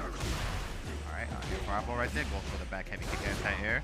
Didn't bite on the air Blanka ball right there. Oh, nice jab. Just barely saved himself right there. Oh, we get some extra stuff. Yeah. He just barely got away with that one right there because FlashMetroid landed right next to him when he went for that yoga arch. I don't know how you can sim players do it, man. It's so stressful. Every time I see it when somebody gets close, it's fun. It's like everything is a jump scare at that point. Yeah, you can see air comment now actually goes to the ground. A little bit more active frames. All right. FlashMetroid's fishing with that standing heavy kick. He does get a full conversion if he gets punished down. Very active that normal. And very active normals have historically been very good versus Dhalsim because if he sticks out a poke, a lot of times his hurt box extends before the hitbox. he might have like 1 or 2 normals that the hitbox sends at the same time, but for a lot of those, you know, active buttons could be problematic for him. You have to like wait for them to whip and then, you know, structure your game around that. Ooh, feeding the approach. Man, that is pretty good. Into level 3. Yeah, that should be the kill right there. Very little scaling. He did it. One round apiece for both, but right now, you know, Zafrino not looking too bad. He is going into round 3 with a full meter, and they did buff the level 3 in combos now. So it drops less, especially in juggles. Oh, he just got hit with that raw Blanka ball right there. Oh, nice timing on Flash. Oh, he gets a trade combo from that, and now he's in the corner. This is the scary part for Dhalsim. Pressure there from Dhalsim. Oh, and they barely misspaced it. Oh, that's it. Let's go. Trade combo. Man, that was so good. Flash. Oh, a little bit too close on that slide right there. That should be it. Yeah, that should be it. Kind of an errant situation, and Flash recognized it right away and did what he needed to do. Back to character select. Zafrino not happy with the way that the corner game went down right there. You kind of saw him roll his eyes a little bit, and you know, it's tough. You know, Dhalsim, it's a character that he kind of has some stuff going for him, but in the corner it just gets a little bit volatile, I guess I could say. And you know, in the tournament play, it could be very stressful to be in that condition. So, you know, he wants to maybe use a character that can have fun in the corner too, pretty much. No, I understand, yeah. Jamie did get some good buffs. Punish right there on the Blanka ball. He'll get to level. Oh, gets whiff punish too. Jump back into the FlashMetroid. Hey, got there in time. Yeah, super fast right there with it. Blanka Chan is deleted now. Almost got the whip punish right there. We'll get the drive rush into the slide. See, he should be able to. Oh no! Oh, nice check right there on the command dash. Zafrino looking at his stick. Hopefully he maintains his composure. You don't want to think about too much about the last round. Stay in the moment. Walks up confidently. Oh, and that, I feel like that was part of the change right there. So Blanka, his crouching medium punch is still like, you know, as a whip punish is still excellent, but you can't whiff it yourself as much because now it has an extended hurt box. And we saw Zafrino actually punish it with the standing medium kick. Zaf takes a drink. Level 3. Command grab is on deck. If he gets the chance, I don't know if he will. Here's offense again for Flash. All right, not gonna kill right there, but put it very close. Any touch will do it for Flash at this point. But it's a 2-hit game for Zaf. He's not gonna find it. Match point now for Flash. He went for the drive or standing heavy punch. FlashMetroid recognized the distance. Oh, we saw this a lot going on. This looks like the Problem X Twitter clip right now. Oh, and he busted out. Chose not to block. Didn't listen to Mena. Was that more plus? That looked like he could have. Oh, he just barely didn't punish that whiff drive impact. Too far. Too far on his arm strike. He's out of there again. Intent on it. He's got 1 level. He is only +1 on that. But he turned out. Tough spot to be in. Activated the Blanka. Man, this is a bad spot. That's a chip. It's just nothing you can do. All you got to do is block as Blanka. Let the little man start the meaty. Go for the chip if it doesn't chip, but it did chip, and that was enough. So shout out to Flash again. Very aware. Saw situations, reacted to them well, but also created a lot of really strong stuff for him as well. Yeah, it seems top 24. I like that he attempted the Dhalsim pick, but it does seem like he doesn't have like a fully solid answer for Blanka yet, maybe, because we saw a lot of the situations like kind of Flash was just kind of able to get in doing what he does. He didn't have Zafrino didn't have like a lot of like clear-cut punishes or you know, stop preventing him from getting in. So definitely something that he has to think about. I know I saw him playing with Akuma yesterday, so maybe that would be something that will be represented. He is doing that. Yep. He was telling me that he's absolutely playing Akuma. Yeah. Just not ready yet. Yeah. Okay, and then we have, it looks like, 1 more match to decide this half of the top 24. Then we'll briefly talk about who has made it so far. This is going to be Dafeetlee versus Macssama. So we saw Dafeetlee lose earlier to JAK. 2-0, extremely strong win for JAK. Yeah. Since then, Dafeetlee took down Kingman, and now he's got to play against Macssama, who just made it past Gentlemanthief 2-0. And Macssama uses Marisa, right? Yeah. Yep. Marisa on the screen. Yeah, we saw Macssama up in winner's side too, and you could tell by how it went that he just was super unsatisfied with it. I don't think you could see it on camera, but there was one point where he was like literally holding his head in his hands, like, you know, pinching his nose bridge, just like not happy with how it went. Well, here's his chance to make it into top 24 anyway, in loser side. Yep.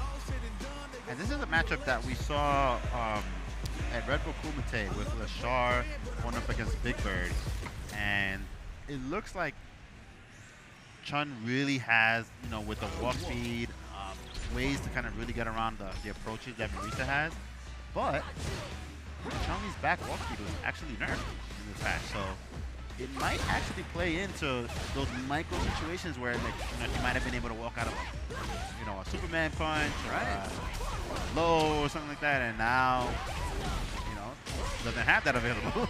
So doesn't have any life left either. Yeah. Round number 1. I feel like that happens to me so much more in this game, where I'm like gathering a thought, and before I notice the round is already over because the character is such a momentum-heavy game. Especially with Big Puncher on screen.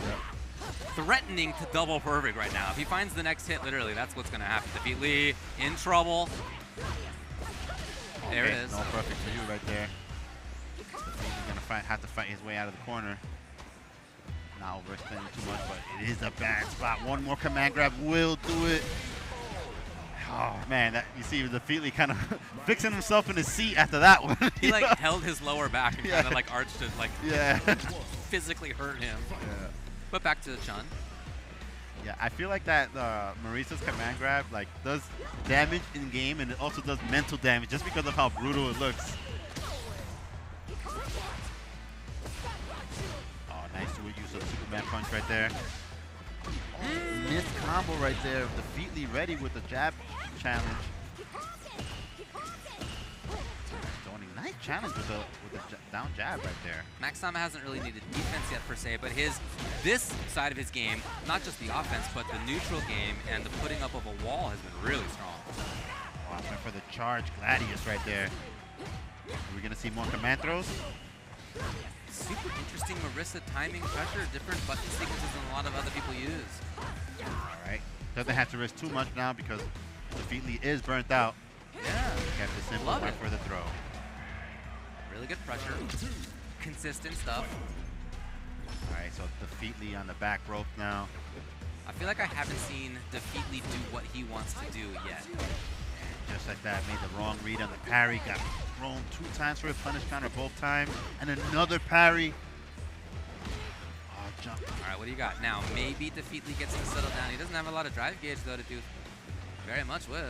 Yeah, and you know, interesting that we saw Dafeetlee had the corner, but now he's backing himself up, you know, so a little bit of a not so sure how to approach against Macssama. A little PTSD from that Marisa damage. Yeah. Oh, straight into level 3. It's not gonna kill. She will just barely survive. As this start from a light combo to scale a little bit harder now. But one more throw or command throw will do it. Pressure from Macssama, able to quickly take Dafeetlee out of this tournament. I really like how he played. I love that Marisa stuff. It wasn't just about the pressure, it wasn't just about the damage. It was about really strong neutral play. Yeah, in those few situations where he needed it, he was able to put an end to Dafeetlee trying to make stuff happen right away. Yeah, and differently from how we saw Dafeetlee's match against JAK, Macssama wasn't jumping. That was all straight footsies, you know. He's walking in and out of ranges, maybe a couple Superman punches. I guess that kind of acts like a jump, but I know what you mean, though. Yeah, just really patient approach using those buttons from Marisa. He had a big whiff punish in one of those rounds with her standing heavy kick, which she gets even more damage out of now with the target combos. So very good awareness of the new changes and good approach on that matchup. So here's who's in top 24 so far. We still have, again, quite a bit of the tournament to go. That's going to be happening throughout the remainder of today. But we know that there will be Ajax Fidelity versus Elchakotay top 24 winners side. There's also going to be Noahtheprodigy versus JAK. It's also top 24 winners side. Losers side, players who made it through are FlashMetroid, Apology Boy, Earl, Wanheda, Burkish, Mothman, Leshar, and Macssama. Leshar and losers. Oh, he lost to Fidelity. Yeah, you're right. He did. He did. So that's how the top 24 is shaping up. Again, we still have a lot more stuff going on here. But if you think about that, if you think about these players, right? So these are players who use a lot of different characters. Ajax, Ed, Elchakotay Lily, Noah Luke, JAK, Juri. That's 4. FlashMetroid, Blanka, Apology Boy. I don't know. Okay. Earl, Ken, Wanheda, Ken, but modern Ken. Yep. So a little yeah, bit that different. counts. That a little counts. bit different. I'll count as. All right, let's say 7. Burkish. Rashid. Rashid, yes. Mothman, Cammy, Leshar, Luke. So I guess there's 1, and then Macssama with Marisa. Yep. So there are 11 different characters out of that crew. That's some good representation. If you count Ken, Classic and Modern is different. Yeah, and there's still another whole side of the tournament. That's what I'm saying. Yeah. We got a Manon left on the other side. That's true, we do. So. Yeah, we have a lot of different things could still happen on the other side. That's going to be starting at 4 in about 10 minutes. But even just thinking about this, it's a really good sign for the game, as you mentioned earlier. Yep. I think we all think that even in Season 1, although like there's obviously top tier, there's obviously bottom every fighting tier, game. That must be the case of necessity. But it was pretty good as a first try when it comes to balance. And now in this game, I think that they did a good job of targeting well the characters that were definitely good, taking them down by a little bit, but also giving them most of them some like other fun stuff to mess with. And giving the characters who we all thought were on the weaker end a little bit of help. And maybe in some cases not a lot, but bringing them up slightly, bringing the top lower slightly, making some slight changes to the system as well. And throwing Akuma into the mix. And Akuma's in there, exactly. Who looks like he's just top right out the gate. Super like, good. Yeah, definitely. No, I mean, I think that's a really good sign. Again, we're 4 days into this patch, so we'll have more time to flesh things out. Maybe I'm wrong. Maybe there's some character that emerges as being the best or the worst or whatever. But for the start, the first big tournament, and one of the biggest tournaments in Street Fighter 6 so far with 1,400 competitors, top 24 having 10, 11 different characters already? Out of the only 12 players who've qualified? Yeah, I think it's a good sign. That's great. Yeah. And even leading up to this, we saw a couple of Akis, we saw some Kimberlys, so definitely. Honda made it pretty far into almost getting there. We saw Devil, I think. Somebody made it that far. Anyway, there was a Honda in there. There were some other characters up there. Was this Honda in there? I haven't qualified that far yet. But yeah, no, it is a good sign. Yeah, absolutely. So what character do you want to see, maybe not this tournament, but like just from what you've seen with the changes? Doesn't necessarily have to be, I know you are a former Zangief player. You played him in a lot of different games. Yeah. Is that a character that you want to see more in Season 2 this year? We did see a lot of Zangief in pools yesterday. A lot of Zangiefs made it out of their pools. Yeah. And in this top, getting into top 24, I guess we didn't see any on stream. Right. Maybe we saw one on stream earlier. I think Geef Kid is still in the tournament, though, right? Yeah, on the other side, there are definitely a lot of Geefs who are still alive. Yeah, I think he's great. I really like what they did with Geef. Yep. They did a good job of not just buffing characters, but making them more of themselves. Scarier. Expressing like what their personality is better. And Geef, like for lore reasons, I think is cool. When he hits you, it actually matters not whether you get hit, he does more damage. And he builds more super. And also if you block, he does more drive gauge damage. Yeah. For me, that is the most interesting part of the character. One of my favorite parts about Honda is that he's a drive gauge monster as well. And they actually buffed him on that as well. So for Geef to be able to also have that, as well as more damage output in general, the fact that you get to build super more often. I feel like he was like really on the low. It was difficult for him to build super in a lot of rounds. I like him a lot. I mean, you've been playing a lot with that character. What do you think about him? I definitely see. I thought he was already a strong character even in the last build. Yeah, it's just that like it was kind of he fell in that spot where like why play Geef when you can play XYZ. Sure. So he just didn't have as much representation as, you know, maybe you could have seen, but we see Snake Eyes what he does all day on stream. He's fighting against the same top tiers as everybody else. Yeah. And he kills it. He does his thing. He does.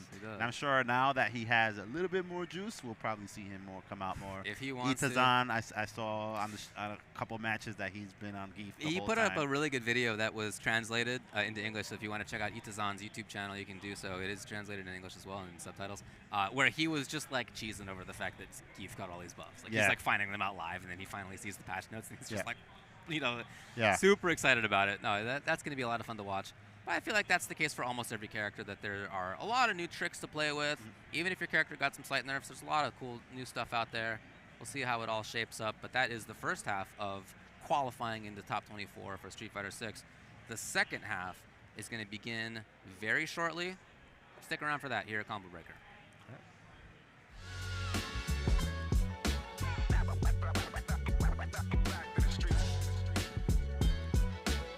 We got more Combo Breaker 2024 ready to go. But before we do, let's take a short break. Red Bull gives you wings. You're really making all of this by hand. Oh yeah. The avocados are hand mashed, the chips are hand tossed, and everything is made fresh. You make it fresh every day. Yes, every day. The Chipotle way is we make it fresh every day. Sounds delicious.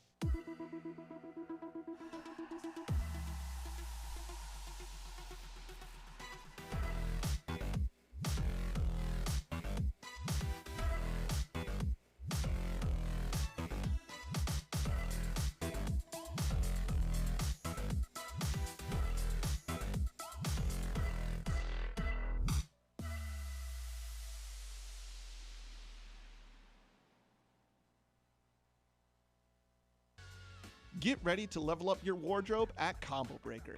The Yeti is setting up shop with an exclusive booth featuring official Street Fighter merch and more. Don't miss out on event-only releases that'll make you the envy of every fighter in the ring. Visit theyeti.com/combobreaker to shop the collection online.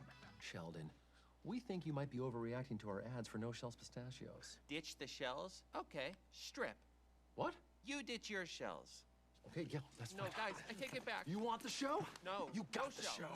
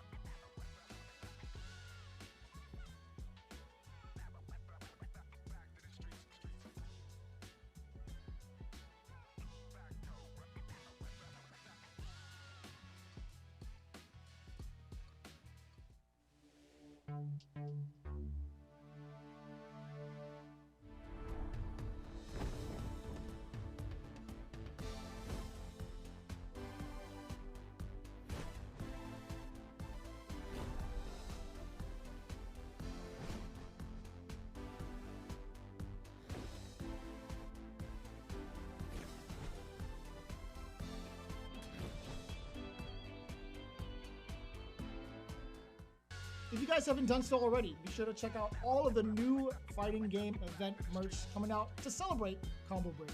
We got new hoodies, bomber jackets, and plenty more if you guys check it out over at combobreaker.org/shop.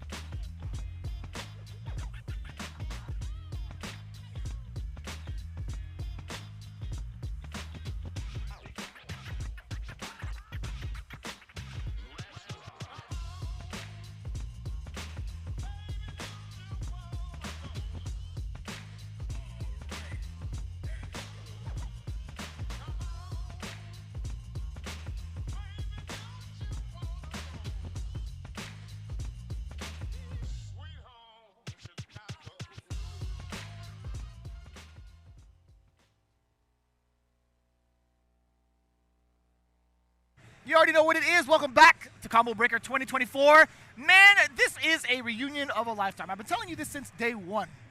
If you're here, you got to treat it like a family event. And allow me to introduce my brother in arms, man. Yo, Tyrant, you've been on it for a minute, too. You've been doing game after game after game, but you're here with me now. Yes. I'm not in here with you. You're in here with me now. Oh, wow. Okay. Let's go. We step into the domain of Street Fighter 6. I was going to do it. Just domain expansion, baby. Oh, my goodness. It's time, boy. I'd probably have, like, the wackest power if I actually had. I'm not going to lie to you. If I actually wasn't JJK, I'd probably have, like, the wackest power. I'm not going to lie to you. But, hey, man, how you been? We were talking about the patch right before we went live. How are you feeling about it? I really like it, actually. I think it's a good patch. Like, I think they...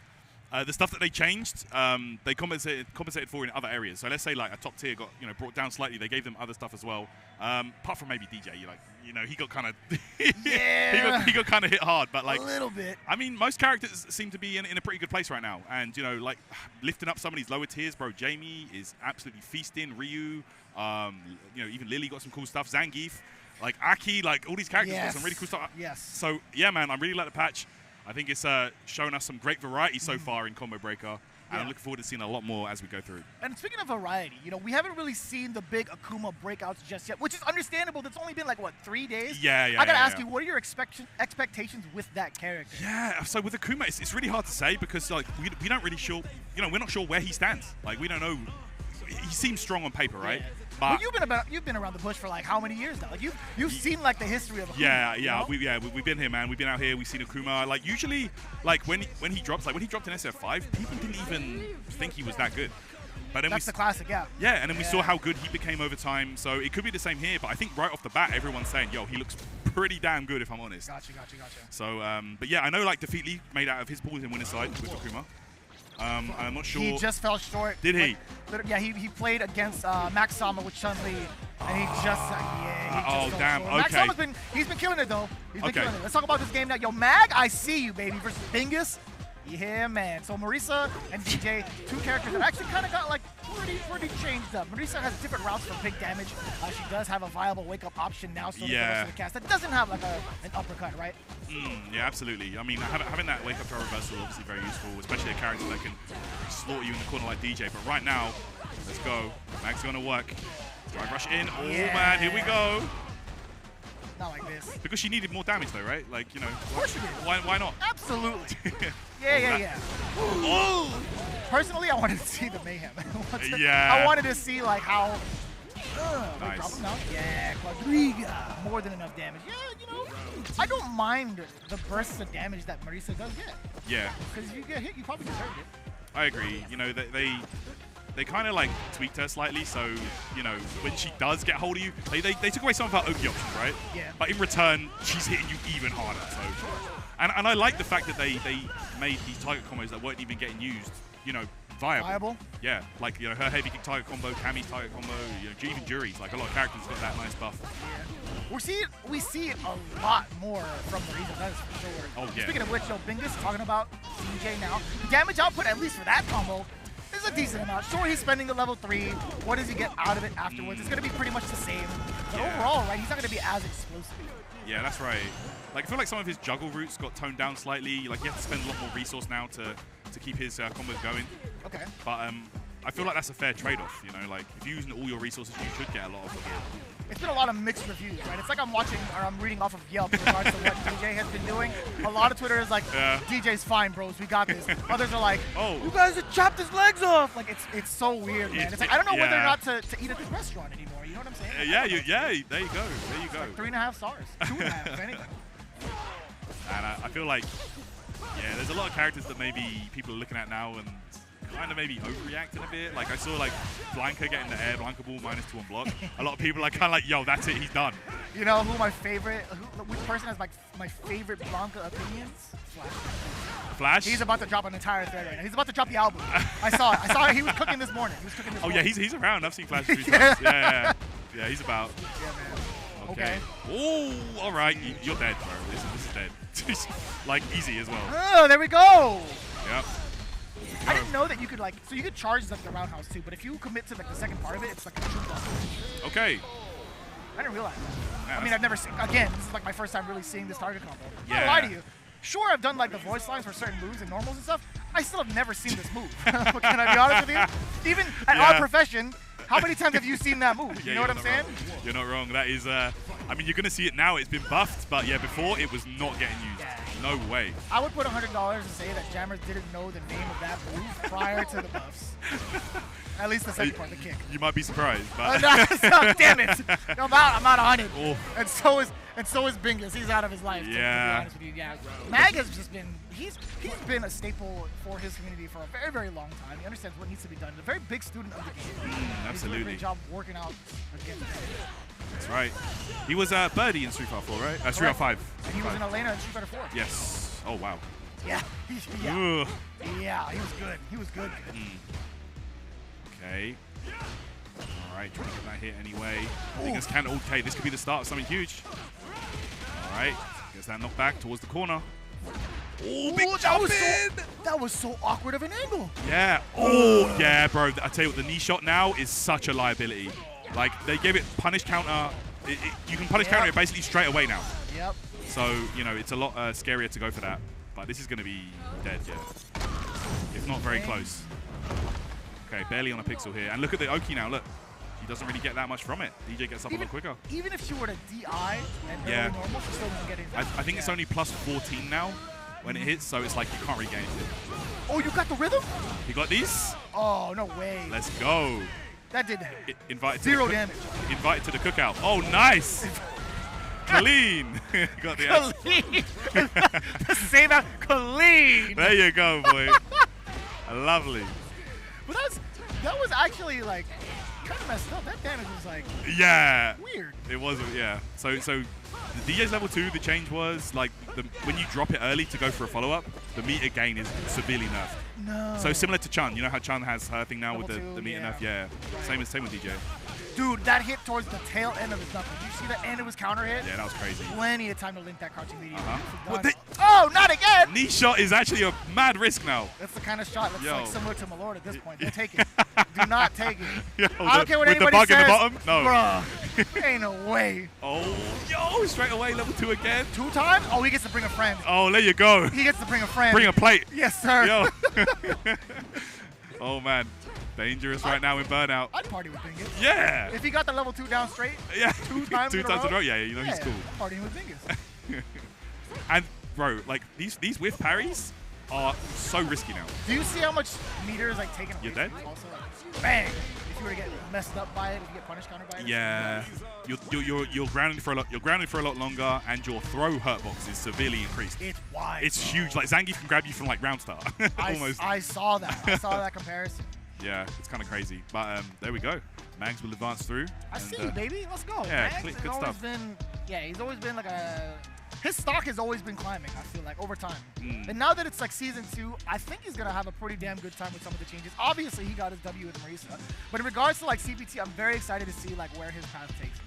Yeah, man. Let's go. Like CPT season coming up, of course, tons of events for these players to attend. So it's going to be a great time. Like, you know, more offline. I'm so happy for that, honestly. Thank God. It's about time. I had a long talk with some of the Capcom dudes, and they were contemplating it. They're like, you know, we miss offline too. And I'm like, bro, that's the whole point. Like, that's why we play. Go on. Yeah. Go on.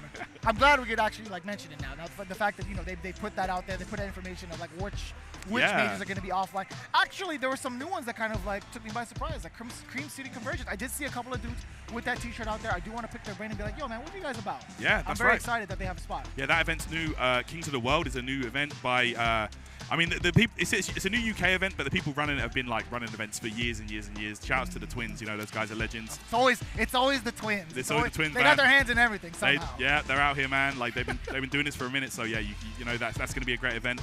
And yeah, like you know, you've got some staples on there as well. So you know, it's going to be a great season for the FGC. Yeah, no doubt. Very, very excited for it. And then, you know, this is like it's still the development, like honeymoon period as well. We're starting to see like how people are fully acclimated. In just a few more weeks, perhaps, we're going to see like a real meta-defining statement that's going to be either from Logan-sama or like maybe Sejam or even like Majin Obama. Like, you know, this is how I feel about these characters. It's gonna happen. Yeah. I'm actually mad ready for it. I want to see some of these opinions. I'm looking forward to it, man. Like it's gonna be a great time ahead, and yeah, with a lot of these characters becoming a lot more viable now.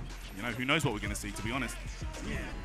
This is going to be great, too. I actually wanted to see idom back in the cut. I've been talking to him like low-key, right? I've been talking to him on his stream mostly. He's kind of demotivated. Really? Prior to the patch. Okay. He was just mad demotivated. He's like, you know what, Jeremy, I'm gonna hit you up on this offer to play other games. I'm gonna reinstall insert name here, and we're gonna play. But I feel like the way that he's been streaming lately, he's like, no, he's in love with this game again.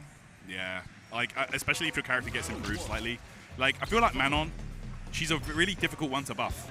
Like, you know, her overall playstyle is not going to change too much, but that might be the problem. Like they gave her nice buffs here and there, but like, you know, is it enough to really bring her up the tier list? You know what I mean? It's much more of a threat for sure, up close, Yeah. right? You're not just thinking about like taking whatever damage, taking whatever throw in case like a command grab happens or whatever. But no, like I like the intentions of what Capcom had mentioned. They want to make her more of a striker than a grappler.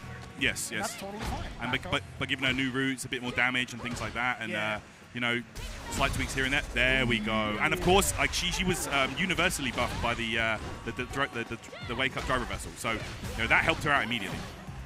Oh, that's a punish. Yeah, I'm not sure. And also the punish was kind of lackluster from the side idom. Yeah. All right, here we go.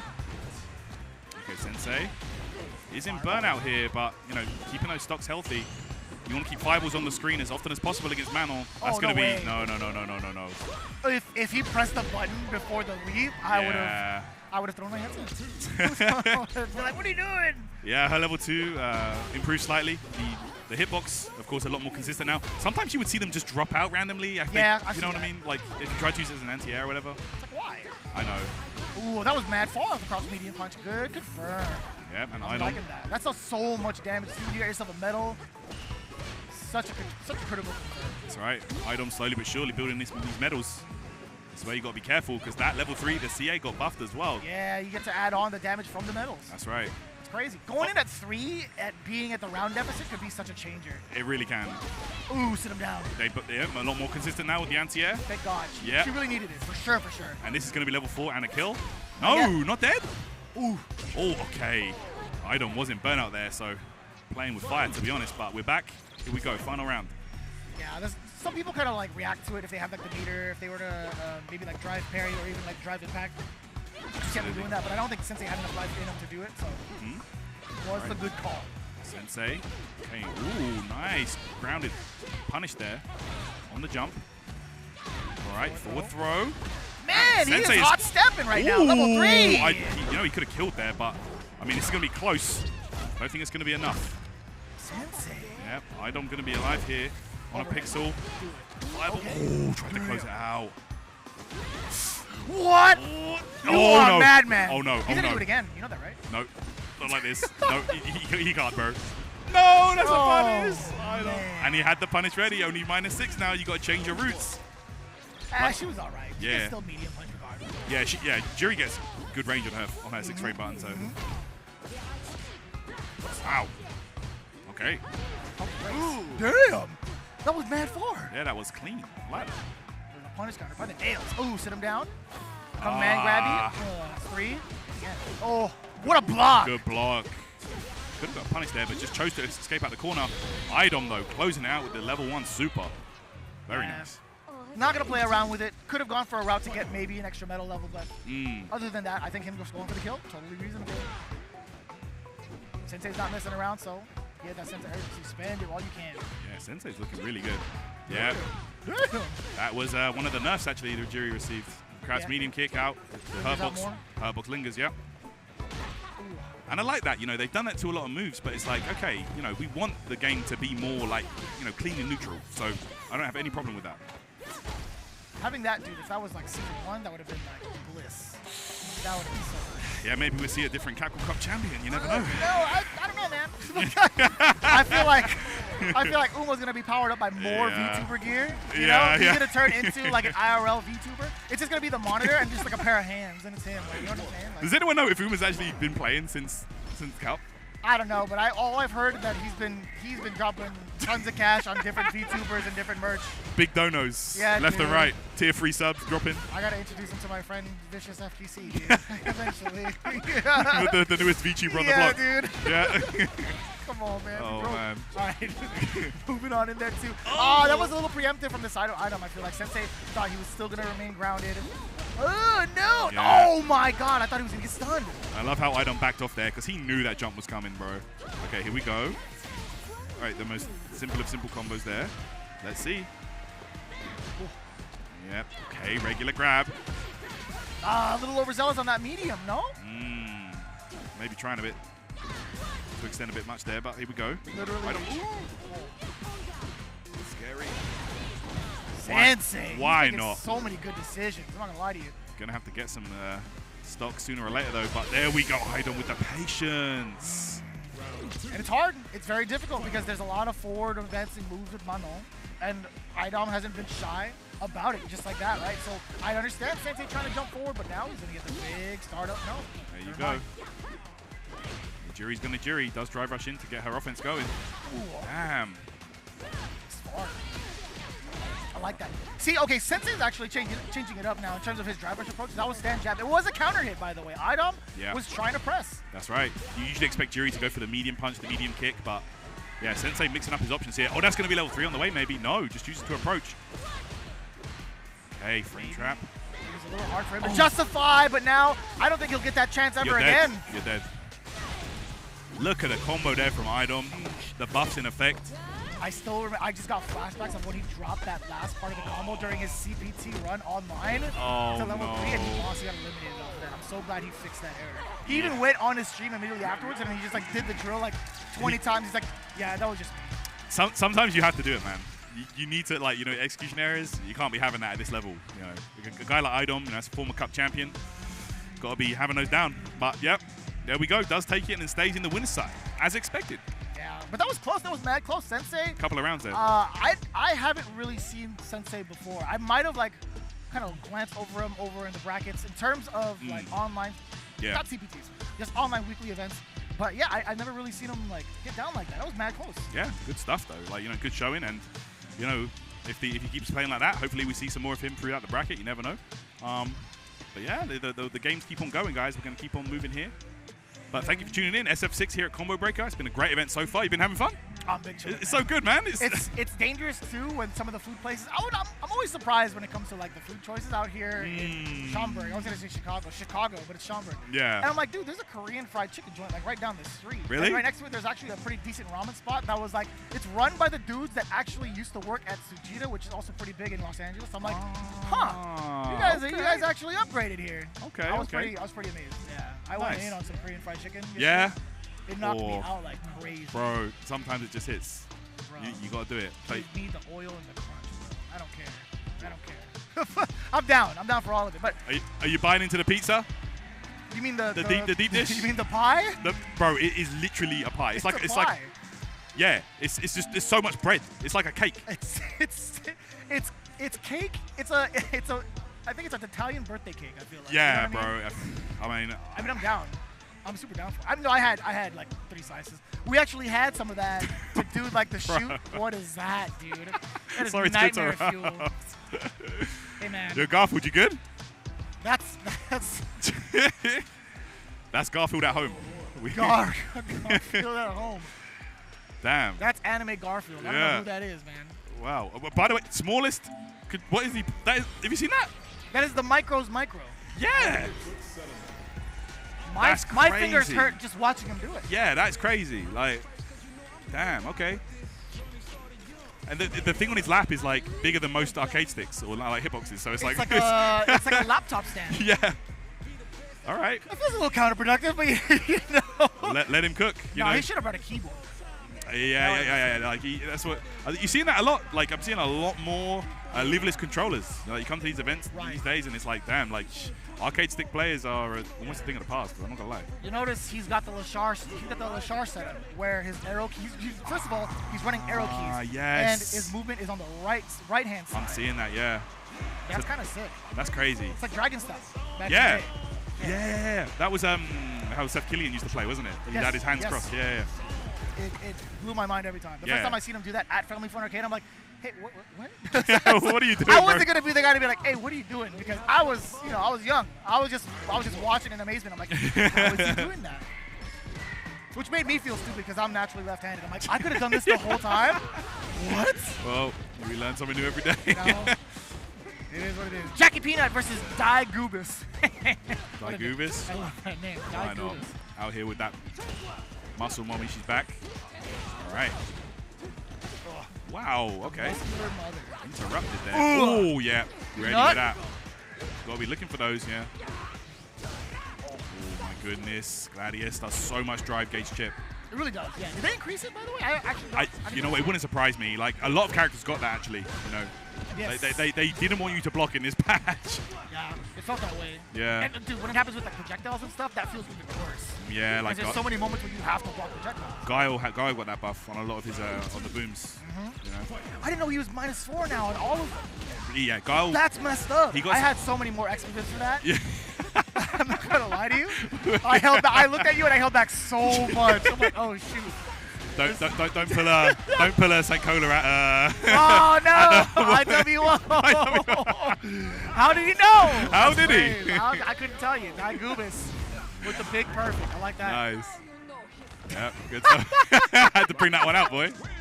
Oh, I'm gonna talk to him about that. Hey man, you remember that? Legendary moment right there. What a beast. What an absolute unit. Oh, that's my boy, man.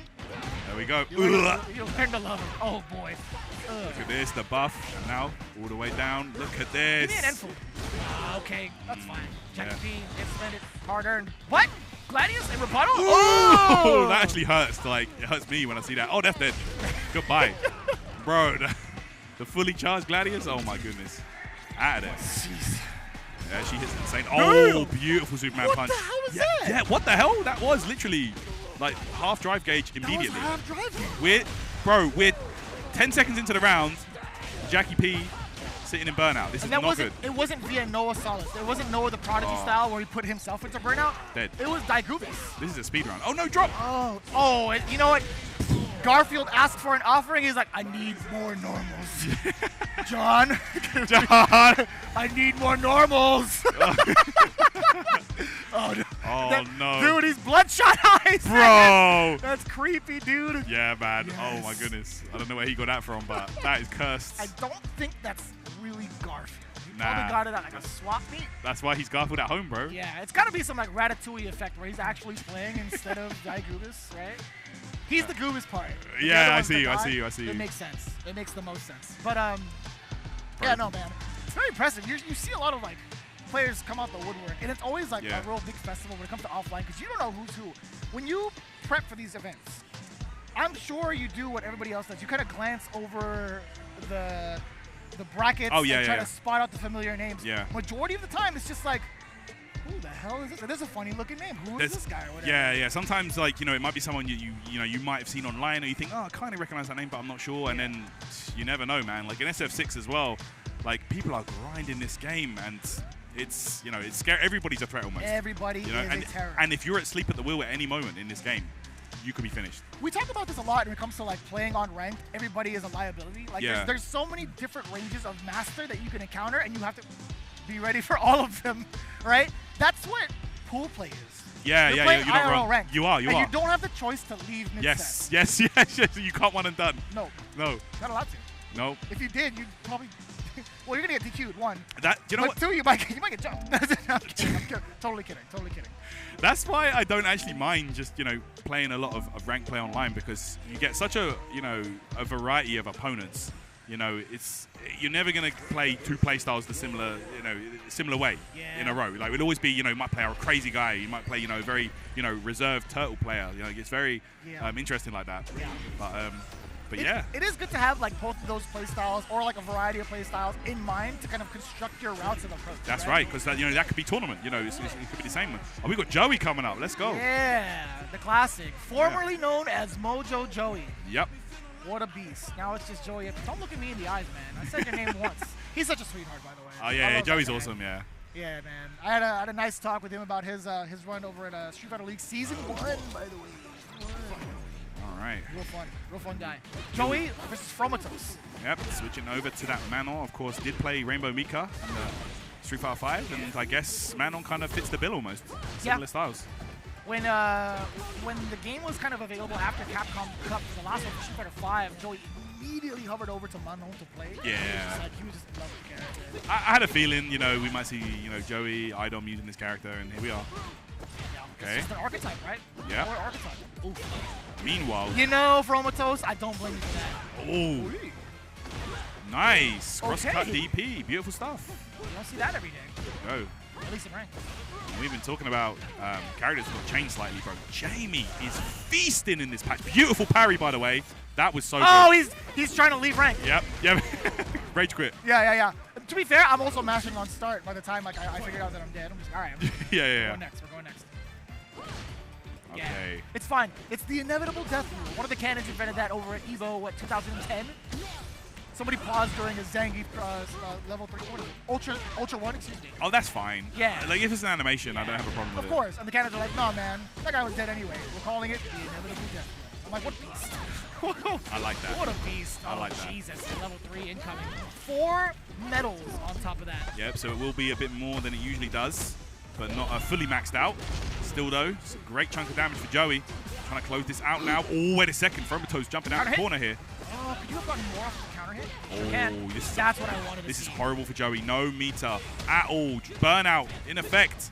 You've got to hold these wreckers. Wait, it jumps out. What? Yo. No!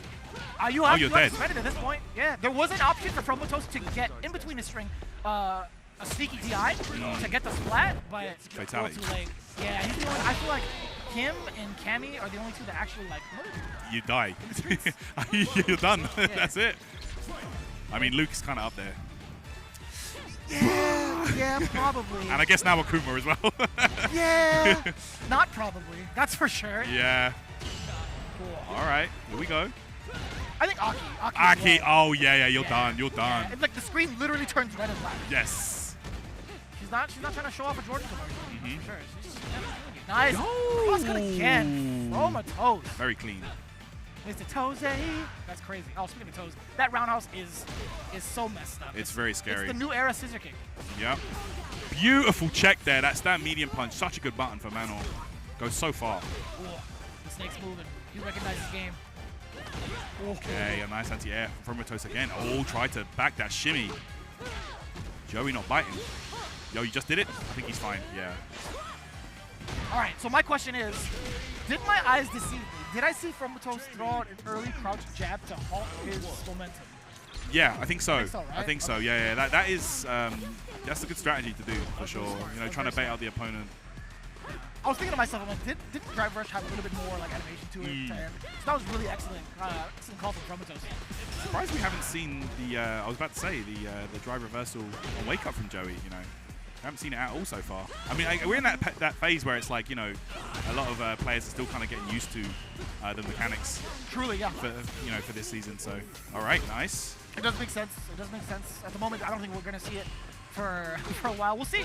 Fromatos slowly making his way towards the corner. Yeah, he finally got his first drink, dude. It's closing time by now. That's You're it. late. Yeah, sorry, what are you man. doing? The bell's ringing. You know, you're done. The bar's already closed, man. You gotta close the tab. Did they ring the? Is that a thing in the? Ding, ding, ding, ding, ding. Last orders. Really? Yeah. They just turn on the lights for us. Oh, that's it? Yeah. Get that out. Yeah. Get out, brother. Yeah, I forgot that's different. Yeah, that's like, I think it's like an Irish That's thing. wild. That would wake me up if I heard a bell. I would be in panic. It does. When the bell's ringing and the lights turn on, bro, it's like, oh, what's going on? Oh, I'm learning something new every day. That's cool. Okay, here we go. Safe jump. Joey blocking challenges. That was though. raw. Oh, you died? Back heavy punch for that. You died. You're hella dead. That was mad raw. 5 bars as well. Nothing, dude. Yeah. What antagonized Joey to think about back fierce at that very moment? Yeah, I don't know. These Mika players, man, I've never understood them. Yeah. Hard to figure out. That was the most Joey thing. He laughed a little bit, looked to the side, and he was like, whoa. You know? I meant to do that. Yeah, see? Gotta hit him with the Chicago gun. Yeah, see? This back there, see? It's mad action. Yeah, no counter hits necessary. Oh, Dude, again. seeing that is a beautiful thing to me, man. Yeah, I love that. Punish counter. Oh no, Joey was parrying. I love that. Even after the drink in the corner, he still has a chance to set up like a space trap. But he was punching the metal a little bit with a medium kick. Yeah. So again, level 2. Oh wow, Joey didn't react back. Ooh. Oh my goodness. Oh, that's a punish coming up. He was trying to get the trade combo. Yeah. 100%. He did this time better. Nah. That's gonna be the round, I believe. I would hope so. Makai should do a pretty handsome amount of damage. I mean, that's another one of Jamie's buffs, of course. A lot more protect on Invincible. Won't be seeing that part of it in this matchup, but still. And thank God. You know how many times I've run into a fireball? Just get hit by it, yeah. It's so annoying. It's like, you called it right, and you reacted right. It's like, no, you lose. Oh, okay. All right. Oh, that's so tricky. He did a standing light first, right? Yeah. I'm not blocking low after. We're blocking low. Okay. Oh my goodness. Oh, Jose. No, like this. Ooh. Oh, no, he actually got the trade, but no follow-up. Joey is in burnout. This is so risky right now. I like the neutral wake-up, but still you get pushed towards the corner. Oh no. Oh, wait, into the super. Oh, he's a beast. Down. Wait, you're not dead. No. But it halts the gauge. Yeah, Recovery. Joey needs to be super careful. This could be checkmate. That was a dive kick, Nani. And I can bet you anything. That was OD dive kick because it was the roundhouse, the instant jump roundhouse. Yeah. I bet you anything that was OD dive kick. Oh, it slightly missed the input. That sucks. You know, Joey was like racking his brains, like, what do I do? And then the guy messes up. He's like, okay, good. He's looking away again, like, yeah, you meant to do that, see? Oh God. Luck is a skill, bro. It is. Okay, here we go. Nice. These anti-airs every single time. Oh, wait a minute. Nice counter grab. Oh gosh, so scary for Joey right now. Back to the wall. And Blanka doesn't give a damn. He's all about the violence. Nice conversion off of the counter hit. Good recognition from Promo. Yeah. And a forward grab as well. Gets a cheeky drink. Oh, that's his first drink of the round. Misses the super. Okay, you might be dead. You're done. Joey just needs to convert this. GG's. Hey, what was that? I don't know what he wanted to do. What was that? I don't know. I really don't know how to. He only had one drink, right? So he couldn't have like tried command grab, nothing like that. I don't know. Regardless, I know he didn't want. He didn't want that. He played so well the whole game, and then just a couple of little errors in those last 2 rounds cost him the entire thing. It can go down like that. He was looking mad clean. Yeah, really absolutely. good. In terms of what he was doing in neutral, what he was doing about like airborne approaches, his ground game was actually phenomenal. Even in moments where it was a scramble situation, he came out on top majority of the time against Joey, which was, again, it's a really phenomenal thing to see from players that I don't get to see as often. Yeah, that was fun. I did hear his name up like a bunch before, but I never get to really watch him play. Is that my man, Bug? Oh, he's coming up. Let's go. Against Servbot Frank. I've actually randomly seen this name before, but I just can't remember where. There's too many Midwesterners here. I don't even know if he's from the Midwest. I'm just gonna guess. I'm gonna guess. But there's so many Midwesterners here, man. Servbot Frank. That's definitely a Marvel player. I'll tell you that. But yeah, Book. I think Book does he still play Ken? I mean, honestly, there's no reason not to in this patch. I've only been watching his streams like lately. It's been mostly Tekken, so I couldn't really answer that question honestly. Okay. I would assume he had gone to Akuma, just because he's got like the Shoto style. That makes sense actually. I think he played SF5 as well, didn't he? He 100% did. And he didn't play the Akuma. Did he play Ken or Akuma? He played both. Okay, that makes sense. Because I know he's been playing a bit of Ken in this game, and of course going to. Oh, it is still Ken. Okay, good. Okay, I like that. I always feel bad for Ken in the intro when he kind of does like the fist bump, and every single person leaves him hanging except himself.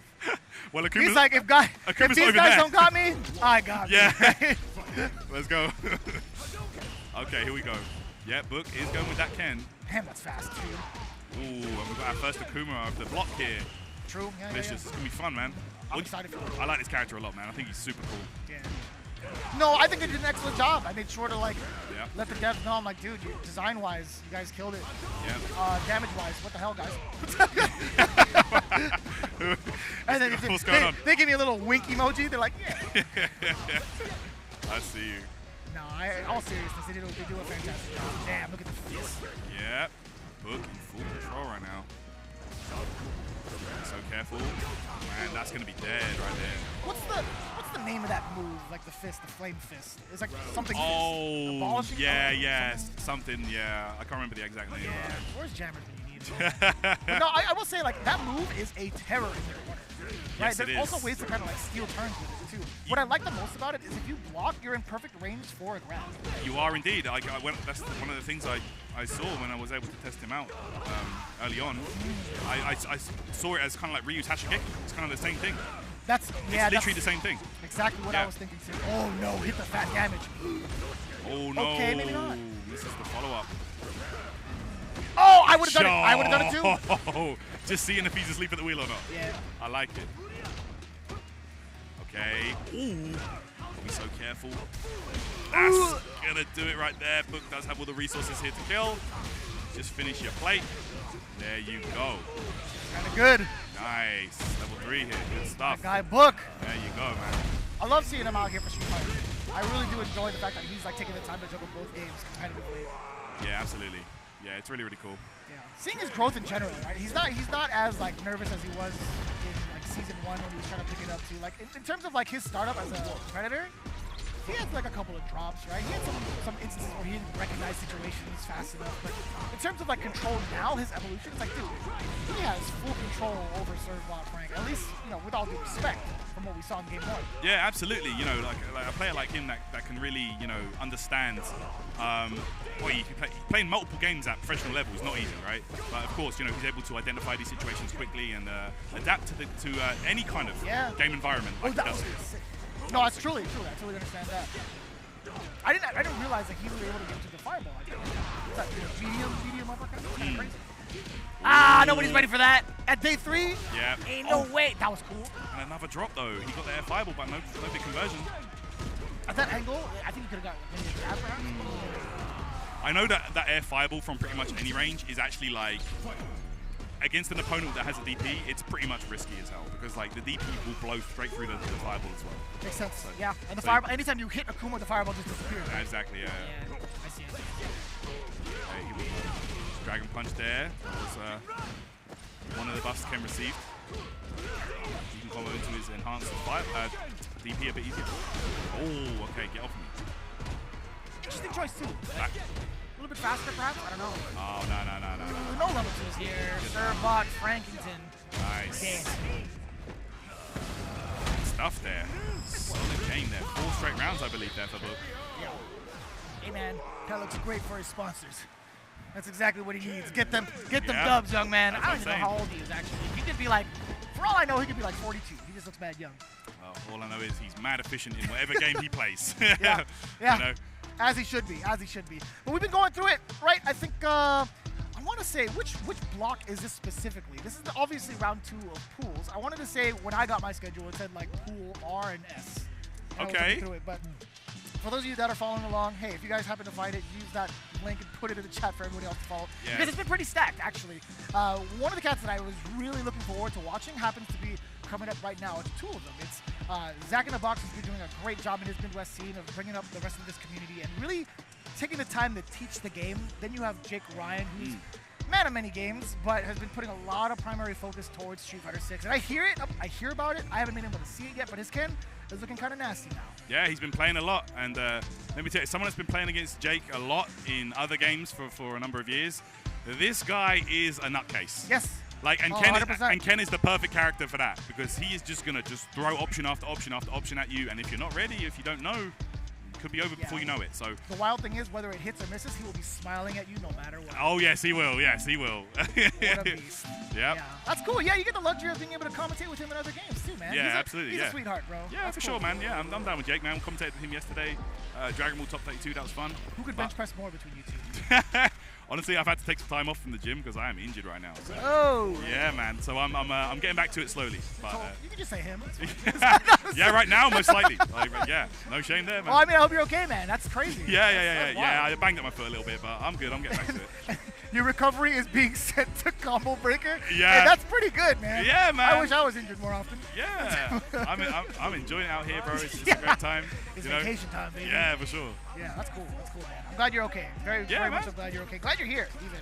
Yeah. To celebrate this giant junction. Definitely, man. Like, Combo Breaker, wouldn't miss it for the world, bro. Like, honestly, like, every year it just gets bigger and better. Like, the growth every year is just so incredible for this event. Yeah.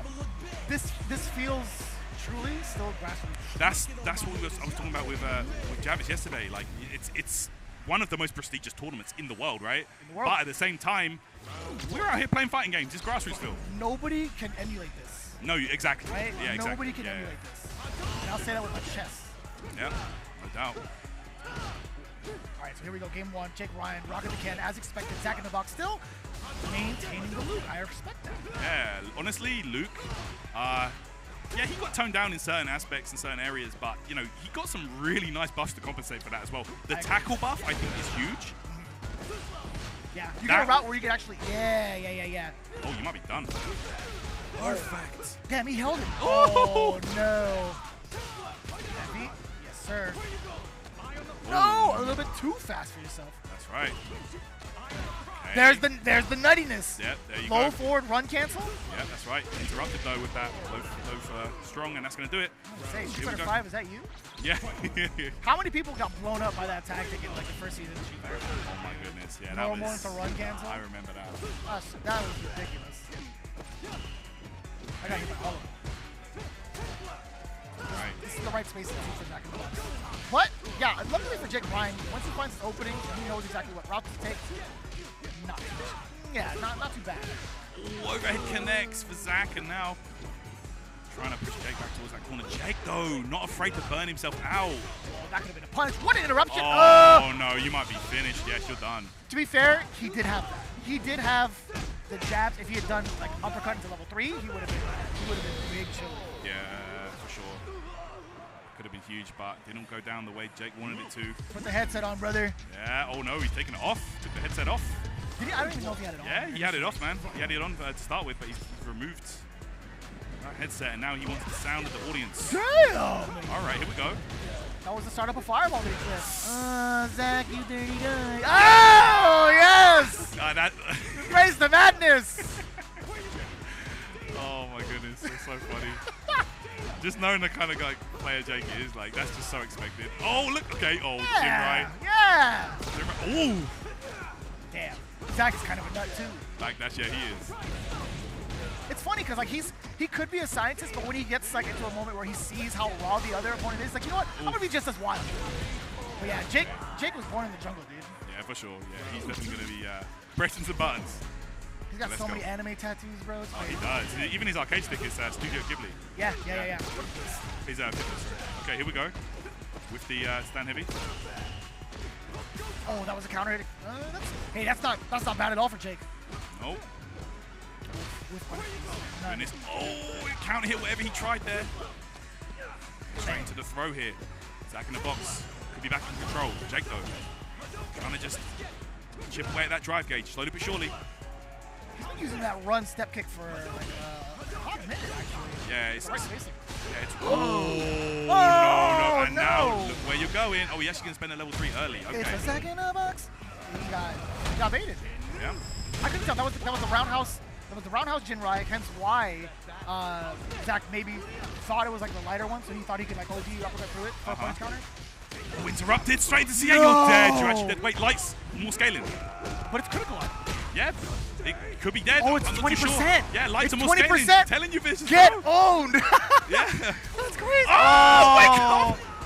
No. Oh, like man. That would have been so dead last patch. 100%. Yeah, you're right. Sorry, yeah. Lights, crazy scale. Okay. No. Yeah, Come on now. Finish your plate. Goes for a cheeky drop on purpose there, but oh no. Punish counter grab. Okay. Go forward again at the toes, baby. Burns himself out though. This could be bad. Gotta be so careful. It's Luke after all. Zach trying to press a button in between the string, the light string that is. Important tech. Yo! Throw, too it's far. Too far! Help. Yeah! The elbow, jump back jab. Damn, all right. Do you know what? Jake actually did a great job of fighting with burnout there. Okay. Oh, Zach going in danger too. Being on the tail end. Oh, no! So I That's thought. it! No. Wait a second. Option wow. selecto. Yeah, nice. Even if the throw is whiffed, he is buffering the DP motion. And he's swagging out. I like that. What is this shirt? Yeah, you know, all right, I like that. Love you too, bro. Yeah, you too, man. Damn, he has like a platinum. What are those things called? What are those clamps? Ooh, all right. The bling bling, yeah. That's wild, dude. That is corporate bling bling, is what that is. In case you need your files stacked together, Zach in the Box, he's got you ready. That's crazy. Yo, shout out to Clippy, bro. Microsoft Clippy, Word. Clippy, man, he's gangster as hell. He survived every patch. Yo, Clippy had my back. Yeah. For the longest time, bro. No one else has. You know how many times he's corrected my essays from like bad grammar, etc. Clippy's got it, dude. Save my grades, Clippy. That's what I'm talking about. Where's Clippy for like video editing software? Clippy should be everywhere. Put Clippy in Smash. Come on. Oh, dude, that'd be sick. Yo, multiverses. Put Clippy in multiverses, son. Bro, I was so surprised. What was the last character they showed? Agent Smith? I was like, okay, sure. Huh? Like, yeah. I thought it was the Banana Guard. That was that, and then they showed another trailer that was like... Agent Smith from Men in Black? Yeah. And then it was Jason, Voorhees, Jason, and Agent Smith. Yeah, I know. Mad weird. Wait. Agent Smith is from Matrix. The Matrix, yes. Why did I say Men in Black? Men in Black. I don't know. Okay, so anyways. Guy that's in a suit. Yeah, it's crazy. It's weird. Cool. But there's got to be like a Neo DLC outfit. You have to. That would be genius if you did that. Yeah, they need to. But if you're really about it, it should have been Neo in the first place. Yeah, I know. That's what I'm getting. That's so weird. Man. I don't know. Have you seen like the most recent, like the last like Matrix movie? No, I haven't actually. No. It's a good flight movie. Is it? Yeah. One you don't really need to pay full attention to, but it's good. You just zone out and yeah. It hits you with some pretty good nostalgia feels. All right, cool. Yeah, it's really like testing. Okay. Testing your brain a little yeah, bit. I need to check it out, man. Yeah. Bro, those movies were crazy. You know how like game-changing the Matrix movies were back in the day. That was wild, bro. Every movie was trying to copy them, rip them off. Yeah. Crazy. They introduced bullet time. Is what it is. Yeah, man. There you go. Kind of like how everyone ripped off Street Fighter. You know? Yeah, you're right. Nah, just stirring the pot, man. Just stirring the pot. It's wild too.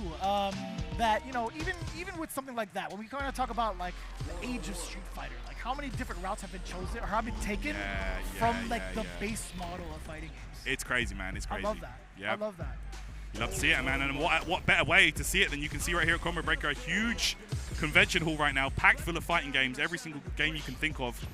And it's not just here. We've got the retro room upstairs with the arcade. We've got 2XKO. Brought some cabinets for folks to play. Yeah. And then we've got the community room just over the way with all kinds of stuff. Combo Breaker 2024, man, bigger and better than ever.